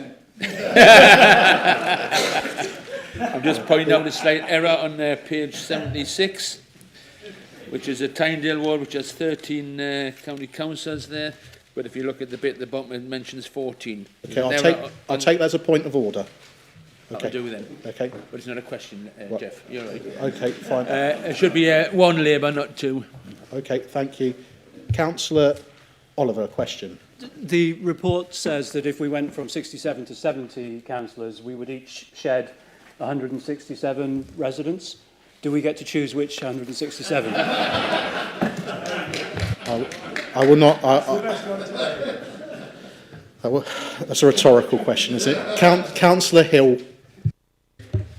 Thank you. Just a quick one. I think this is a really good report, so I'll be supporting this. Just a quick question. Apologies if it is somewhere contained within the report and I've missed it. But could you just give me an idea of the timescales for the second part of which will be obviously the exact boundaries and so on? I think Phil might come in on that one.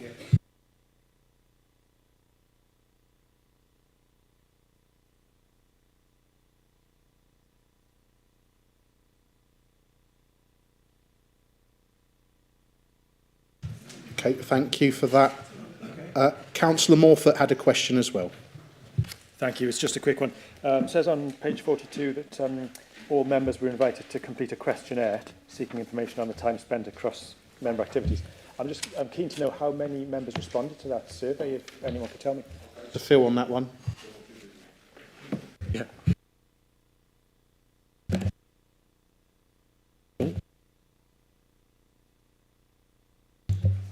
There you go. Sorry. Councillor Morford, off the top of my head, I think it was around about 36, but I'll double check that figure and confirm it for you. Okay, any more questions or can I move to debate? Anyone wish to have any debate on this? Councillor Reid does have. I've sat very quietly for 2 hours. I think you've got to have a round of applause for that. Yes, perhaps. Anyway, it was a very good way we all worked together, and I thank Mr. Hunter for the work he put in. It was Sunday, I think, when you finished it. I really appreciate the effort you put in. But we've done the easy bit now. The hard bit is going to be when we're all like rats in a sack, saying, I don't want that estate, you know, stick it in here. But the reason we need that bandwidth is because our population distribution is just unique. Trying to find 3,500 people up in the west or the far west or the north, it's virtually impossible. And you know, I represent the smallest division in the county. You just, you know, you're falling over people. So we just need that bit of give. So we're not sticking bits of hexam into hot whistle, and you know, we just need to give it a bit of flexibility. And I hope that we can actually work constructively when we get to the next bit as this bit. But I don't hold up much hope. Thank you. Does anyone else wish to contribute to the debate? Councillor Dickinson. Just very briefly to echo Councillor Reid and say that this has been a really interesting and supportive cross-party piece of work, which did actually influence change in the report. I think we all influenced it a little bit in terms of the numbers, and Jeffrey got very upset about certain words being used and things, but, you know, I think just a bit of reassurance for the public, though. I think I speak for all the leaders that were around that table, that we absolutely recognise communities in the next stage and that we're all committed to try and work on those communities together. And rather than picking the estates we want to get rid of, I'd just like to declare that everyone in George Bay loves me and I love them. Okay, anyone else wish to contribute to the debate? No, excellent. So can we move to the vote? All those in favour?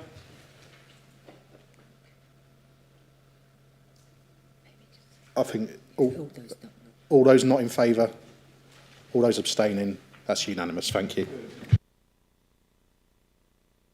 Okay, I'll return to the agenda. The next item on the agenda is the report of the Interim Executive Director of Finance and Section 151 Officer.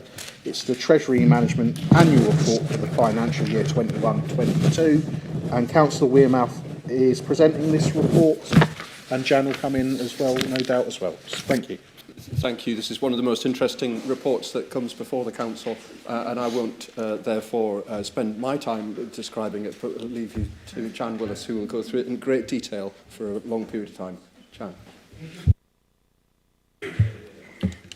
Thank you, Councillor Wearmouth. So this is the backward-looking Treasury Management Report for the financial year that ended on the 31st of March 2022. I can tell you very briefly that all Treasury management activity was undertaken within the parameters that have been agreed by Council, with the exception of a temporary increase in money market investment limits that I approved because we had far too much cash and nowhere to place it. And that's obviously because of the significant amount of government grant that we had coming into the council for us to then disperse during the year, and all councils being in a similar position. Normally we would be able to place our surplus cash with other councils who have need of it, but we were all awash with cash last year. So that was rather unusual, but I guess the bit that you're going to be really interested in now is what is happening in this financial year and is likely to be coming down the road. Well, I think if I can take you to page 87 of your, sorry, page 85 of your agenda pack. You can see there what was happening to PWLB rates in 21-22. So if you look at the 25-year sort of borrowing, we were looking at about 2.5%. And at that time, at the time that we set this year's budget and Treasury Management Strategy, we were expecting interest rates to drift gently upwards.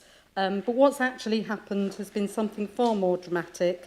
And as at today's date, the PWLB rate stands at 4.69%. So that is very significantly higher than where we were even just 6 months ago. And what we don't know is whether interest rates will continue to rise or whether they will start to come off as confidence in the economy is restored or not. So that's why the autumn statement is so important for us. It's not just about what is likely to happen on spending, public spending, which affects our financial settlement, but also what's likely to happen in the wider economy. And we're clearly not immune from movements in interest rates. If I can just take you to page 87, which I think is the other significant table, you will see there that our weighted average PWLB rate for the past year was 2.66%, and our overall weighted average cost of borrowing was 2.96%. We are expecting, with interest rates, above 4.5% and potentially going to 5 or 6%, that weighted average will increase significantly as we start to undertake external borrowing. Now, over the past year, we have not had to borrow because we've had a lot of cash. We have had an under-borrowed position, which means that we've used that cash instead of taking on external debt. We're not going to be able to continue doing that. We are going to have to start replacing that internal borrowing with external borrowing, and with interest rates rising, we may well have to do that sooner than we had expected. I'm sure I don't need to tell you, given the size of our capital programme, that even a relatively modest increase in our average rate of borrowing has a very significant impact on our revenue budget.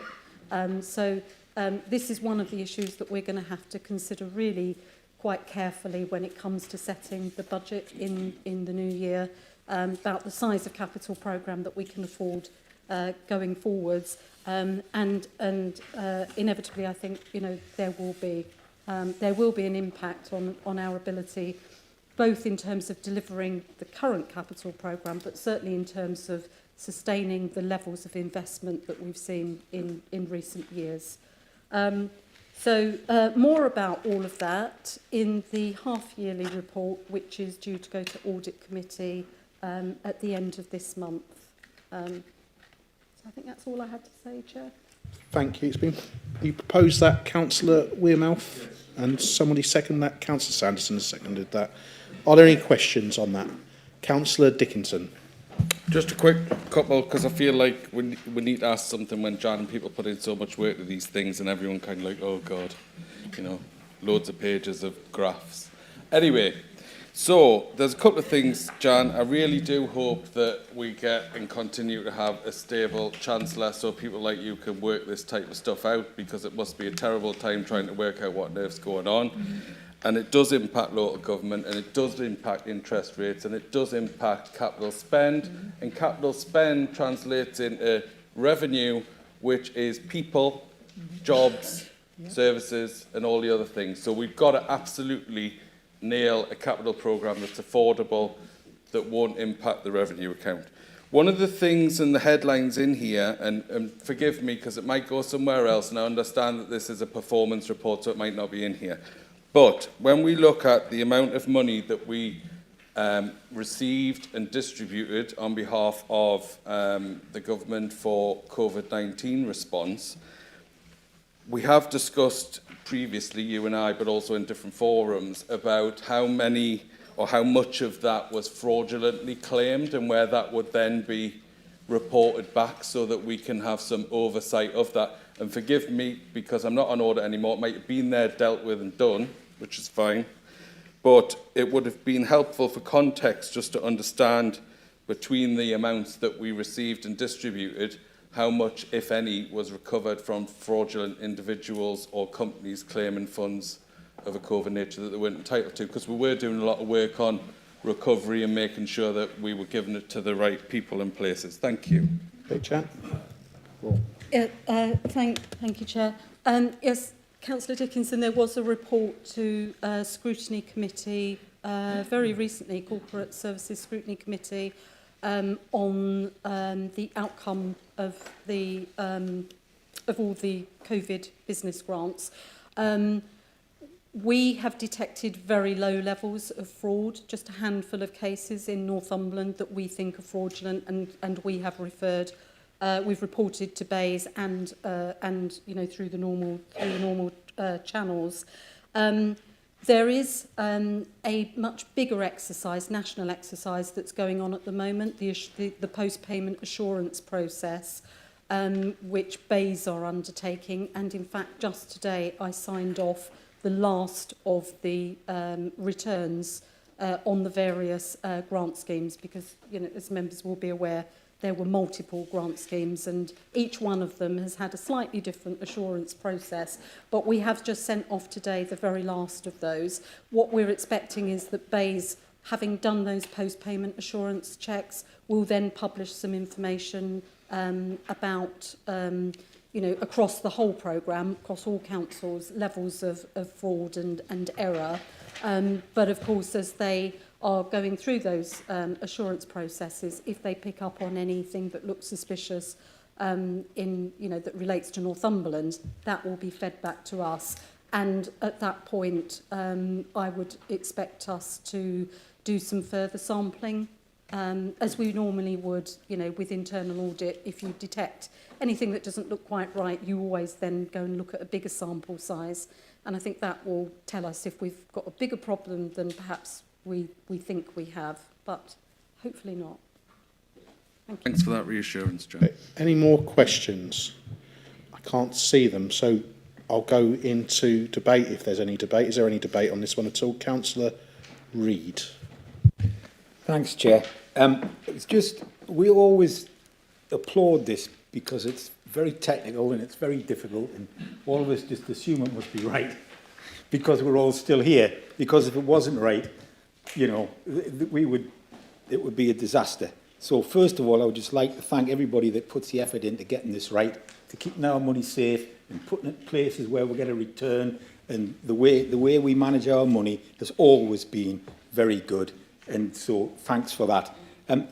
But at some point, could we have a members' briefing in sort of words of one syllable about actually what all this means, what all these graphs mean? And, you know, like an idiot's guide, you know, and I include myself in the idiot in this, just so people can, we all grasp how great this is, but knowledge of it would be quite handy, I think. So if we could do that, would be great. Thank you. One-word answer or a couple-word answer? It was going to be a point of order. That was a question in the debate section, but I'll forgive Councillor Reid and promise that we will run a session if you want. I think that there was one on Treasury Management not so long ago that was quite well attended, but happy to repeat them. They are interesting, despite the subject can be sometimes a little bit dry. Councillor Dale. Thank you very much, and thank you for the report. Just to say, I agree totally with what Councillor Reid said, but I think moving forward with the underlying pressures on the markets, etc., there will be changes, and it's quite good to have this as a benchmark for next year or even the 6 months' time after, when we're setting our budget, because I do have problems. Obviously, we're not sure where the pensions are, where they're going to stand and where the actuary is going to come in that report. And as we're saying about the revenue account is so important, and people actually don't understand the amount of revenue that actually is payment back, and whether it's the LTP or all kinds of things that are in there.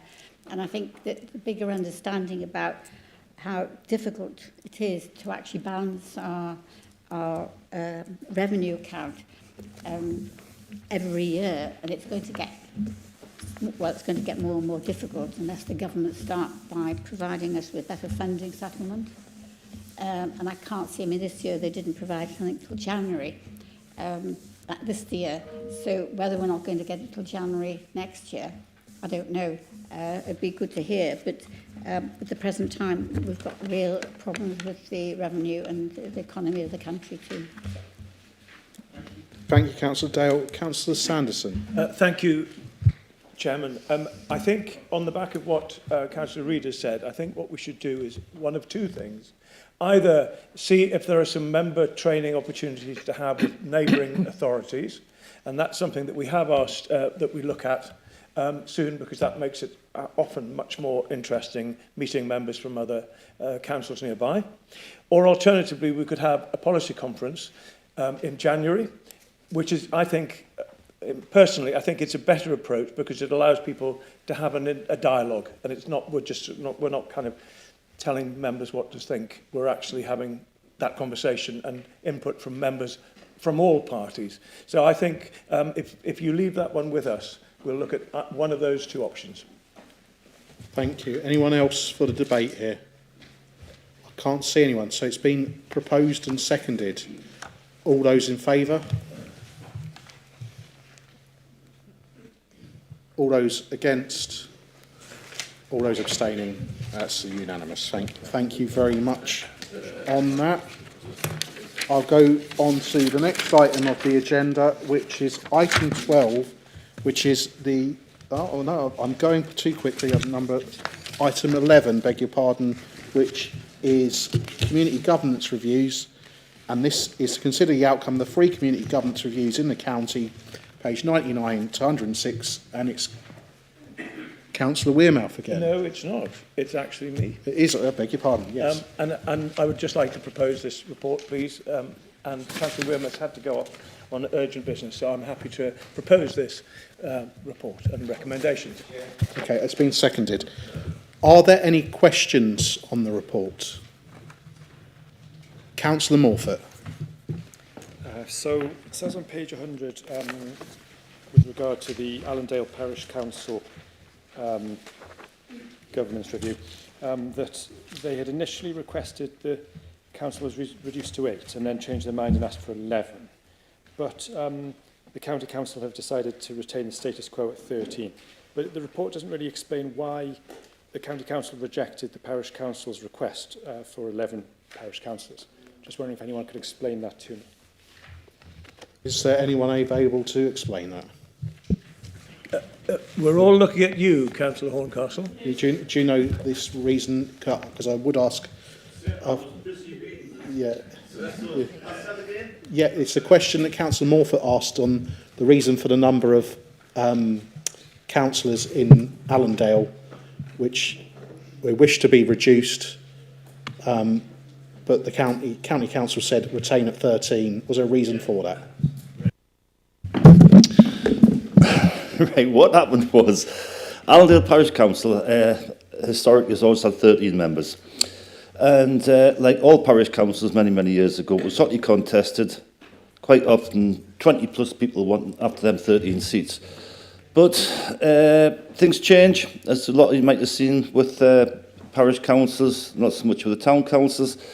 And they found it was very difficult at election time to get 13 people to stand. And what was happening was a lot of vacancies. It's quite a big parish, quite a large precept, and they were co-opting people on. And they found that even co-opting people on, they couldn't get up to 13. So they wanted to reduce the number, and then they had a final push last year, or early this year, I'm not sure when, but not too long ago, a final push to recruit some more members. And they did actually recruit the required number, and they're up to 13 now, and they're more than happy where they are. So there you go. That's, I think, the answer there.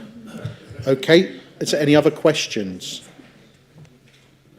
There's no questions. It's been proposed and seconded. Is there any debate on this one? Right, are we all agreeing the recommendations? Yeah, okay. We've got to agree them all individually, apparently. No? Yeah. Bear with me.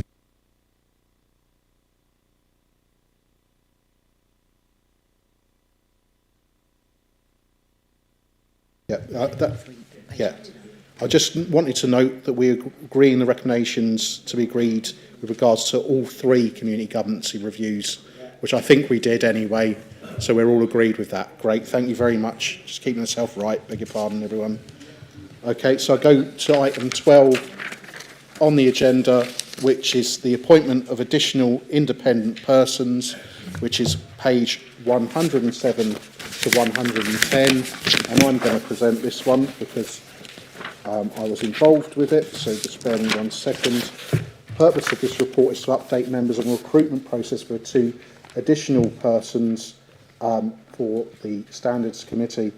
Council is requested to approve as follows the appointment of Mr Simon Openshaw and Mr Arnie Bezic as independent persons for a 2-year period until the 1st November 2024, renewable for a further 2-year period maximum thereafter, and the renewal of the appointment for the 2-year period from 1st November 2024 is delegated to the monitoring officer in consultation with the Chair and Vice Chair of Standards.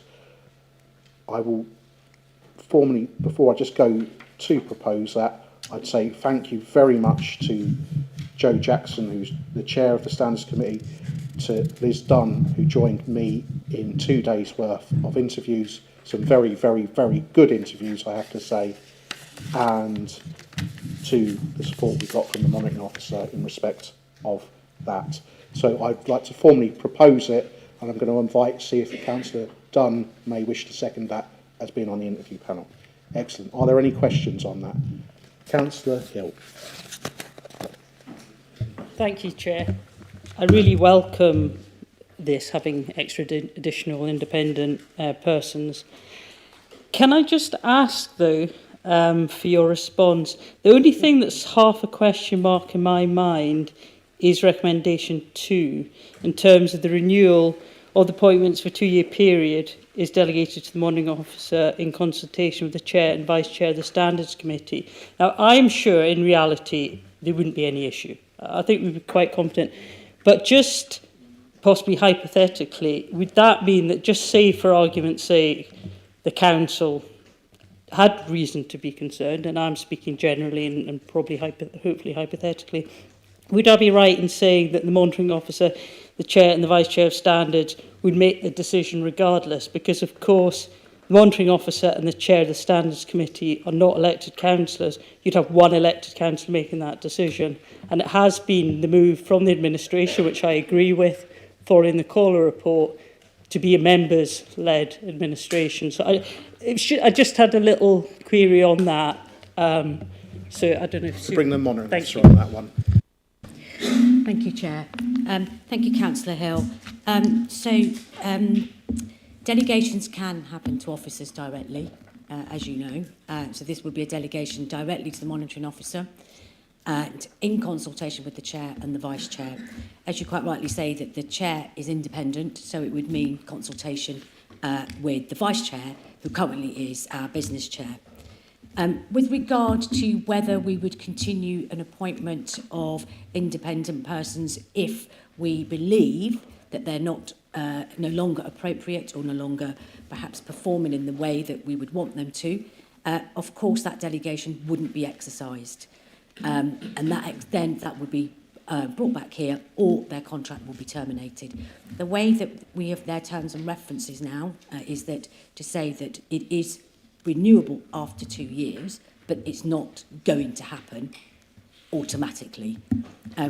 This delegation is quite procedural, it's quite common practice in other local authorities, and it's to avoid having a report come here and cause any delay. It's up to members if they wish to vote on that delegation or not, is entirely up to this chamber. But it's there for you to decide. Can I just also say, with regard to independent persons, the 2-year renewable period is not something that we've plucked in the air. It is a best practice recommendation to do that, particularly if they are working well with the monitoring officer and with members, because it's a joint relationship. It's not just the monitoring officers. Independent persons also work with members as well. They're very difficult to come by. Recruitment processes do take a while. And although, having said that, we did get a very good pool of candidates and we were quite surprised, but generally that's not the case. So, Chair, through you, it is a recommendation, it's an advice from officers, but it's for you to decide. Okay, are there any further questions? Councillor Hill? I'm not going to put this formally as an amendment because, for time's sake, I'll put it to you if you agree, Chair. If we could add, if you'd agree, in consultation with Chair and Vice Chair of Standards Committee and group leaders, and that would mean that it would resolve the issue, the hypothetical unlikely issue that I've got, but just give that democratic protection. I'll leave it up to you. I'm not inclined to say on that one. I do appreciate that I'm the Vice Chair, so I'm in a slightly difficult position. But I don't like doing things on the hoof. And I have a worry that if we needed to do something quite quickly, for whatever reason, that we do it quickly. I don't want dither and delay. And I have, in the worst possible scenario, I think I'd quite like it to be something that happens quick. Maybe it's something we consider elsewhere in a some sort of working group or something where it can have proper scrutiny. I don't think that us proposing that now is an appropriate amount of scrutiny, in my opinion. But yeah, so can I suggest as a compromise that we, the group leaders meet on a monthly basis, sometimes more often. Let's discuss it amongst ourselves, and if the feeling is that we would like to do that, we'll come back to the next council.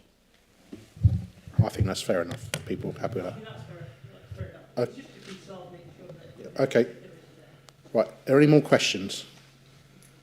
Right. Is there any debate on this? No. It's been proposed and seconded. Do we agree with the two recommendations? Agreed. Anyone against? Anyone abstaining? Okay. Fine. Okay. I'll carry on with this, and we go on to item 13, to receive the minutes of the Cabinet meeting held on Wednesday the 21st of September 2022, page 111 to 124. Are they agreed? Agreed. Thank you.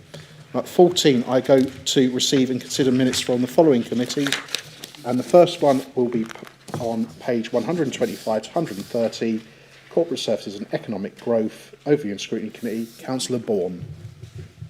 Thank you, Chair. I'd just like to move the minutes of that meeting, the 10th of October, Corporate Services and Economic Growth Overview and Scrutiny Committee. Thank you. Are they agreed? Thank you. Family and Children's Services Overview and Scrutiny Committee. Now, it's in two parts. The first part, I'll go to Councillor Dodd. Move the minutes of the meeting of the 8th of September, Chair. Agreed. Councillor Paul, do you have a point regarding the minutes? Yeah, it's just with regards to the minutes on page 135 around the family hubs. There was much discussion, and I was rather annoyed about the movement of the youth service into the family hubs. There's absolutely no mention at all about the points that were raised on that, about it turning an intervention service, a reactive service, and I'm just, as I say, I don't feel it's an accurate record of that exchange at all. Thank you. Okay, so you're saying that's in an accurate minute. I think possibly within Councillor Dodd? Yeah, I'll look into that and double check, but I'm not going to change it here. No, thank you. I agree. So do we agree those minutes? Agreed. Now go Councillor Daly. Thank you, Chair. I'd like to move on the minutes of the Family and Children's Services Overview Scrutiny Committee, pages 139 to 144. Councillor Swinburne, about the minutes. Yes, Chair. Just to point out, page 143, third paragraph down, it starts out, Councillor Swinbank. I'm sure my colleague will agree he's not on that committee, and that needs to be amended to show my name instead. Okay, we thought this would be solved when Councillor Swithenbank wasn't here, but no, fortunately not. Okay, I think we agree that one. Other than that, are we agreed with the minutes? Agreed. Thank you. Okay, I now go over to Community and Place Overview and Scrutiny Committee. Jeff Reid. Thanks, Chair. First of all, I find myself in a place where I have to apologise to Councillor Gallagher and Councillor Dale. Why are these minutes here? If you remember way back in the midst of time, those of us who have been here since 2008, instead of minutes, we got a report from each of the scrutiny committees, and people were able to ask questions. And through time and how things have gone, and probably because the staff were spending a lot of time writing a report that nobody really ever read, we've ended up with the minutes. The council can't actually verify these minutes or not. Most of you weren't here.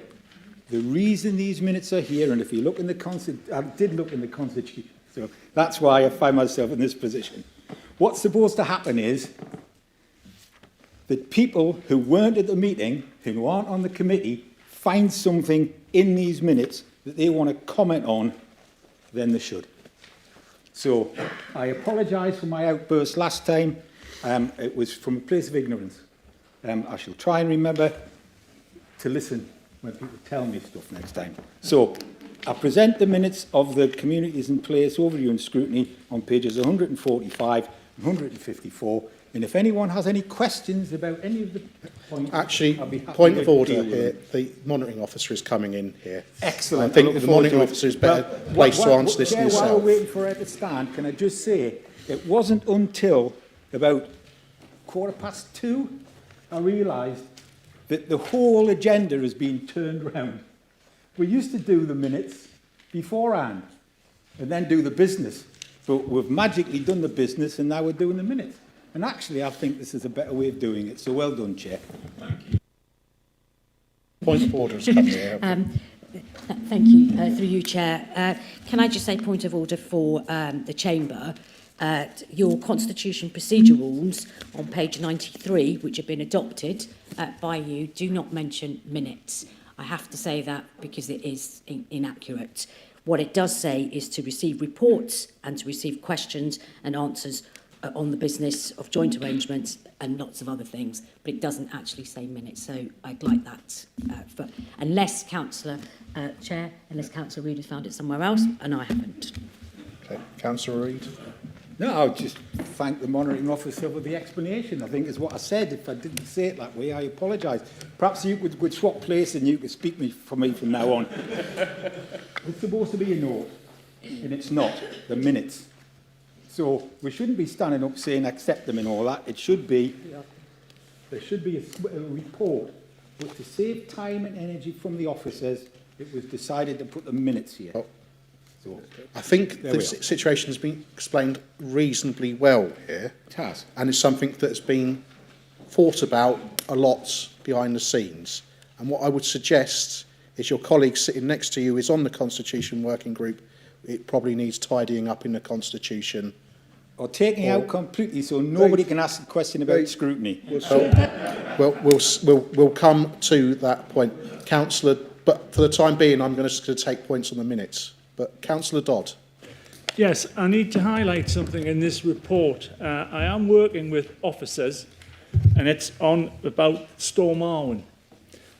Some of us are aware of something called ash dieback, and I just need 30 seconds to make the plea that when you leave here, not tonight, but tomorrow, or well, feels like tonight, tomorrow, can you look up at the trees, and especially the ash trees, because Storm Arwen is coming down our line again. Not that storm, but we have about 30% of all the trees that we have are dying or dead. And a big storm like Storm Arwen will knock them all down like dominoes, because ash dieback dies from the centre of the tree out over.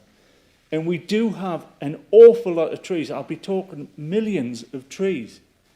And I think I'm working with officers, and we need to start and think about what we're going to do and get partners into this, landowners, NFU, all the players, especially the telecom or power, because all our roads are surrounded by ash trees, and they're going to be blocked if this came again, and the power and everything's going to be down. So please be aware to look for the amount of trees that we are talking about. It is massive.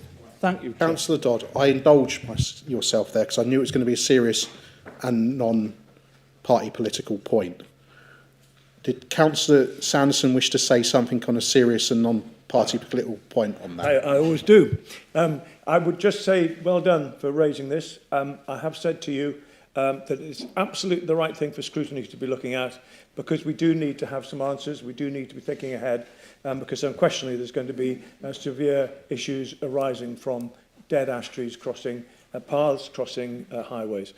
So thank you for raising it, Richard, and it is very much down, I hope, to Jackie to raise this one again with scrutiny, so we actually get on and do a proper review. And thank you again. Councillor Gallagher. Thank you, Chair. I've got the greatest respect for the Chair, Councillor Reid, and I just accept his apologies, and I'm pleased that we're moving on and we have grown-up conversations, but it will go down in the record books of 4 apologies in one presentation. Thank you very much. So we agree those minutes? Right, now I've got to remember where we're up to. It's Health and Wellbeing Overview and Scrutiny Committee, and this is in 2 parts again, so Councillor Jones for the first part. Thank you. I'd like to move the minutes of the Health and Wellbeing Overview and Scrutiny Committee of the 6th of September. And that's pages 155 to 163. Are they agreed? Thank you. And I'll go to the second part. The Vice Chair, Councillor Elizabeth, isn't here, so I'll go to Councillor Dodd. Thank you, Barry, for asking me to present these, because I was at the meeting and Councillor Nesbitt is not here. So I present the minutes of the meeting on the 4th of October. Thank you. Are they agreed? Thank you. Sorry, I'll go to the Health and Wellbeing Board, Councillor Ezel-Shelvin. I would like to move the minutes of the Health and Wellbeing Board meeting held on 8th September, Chair. It appears from pages 173 to 180. Are they agreed? Thank you. Now I'm going to go to the Audit Committee, and I haven't got a Vice Chair here, so I'll go to Councillor Oliver. Thank you, Chair. I'd like to move the minutes of the Audit Committee on the 28th of September. Are they agreed? Councillor. Thank you. I won't prolong. Just going to 183, and also just very quickly, I'd just like to thank Councillor Reid for showing Councillor Sanderson how to apologise. Anyway, on page... yes, next time you will. 183, question for the 151. I am concerned, and we've spoke about this, at the settlement delays and the potential pushover into January, and then scrutiny and consultation, and then budget With respect, Councillor Dickinson, is this about the accuracy of the minutes? Well, I'm asking a question on the minutes. No, I'm after issues to do with the accuracy of the minutes. Oh, no questions anymore. I'll get wrestled out as well in a minute. I don't think that was called for, Councillor Dickinson. I really don't think it was called for. You know, there we are. Next point on the agenda. That's it. Thank you very much for this meeting. I know it was difficult. Can you please remember the instructions?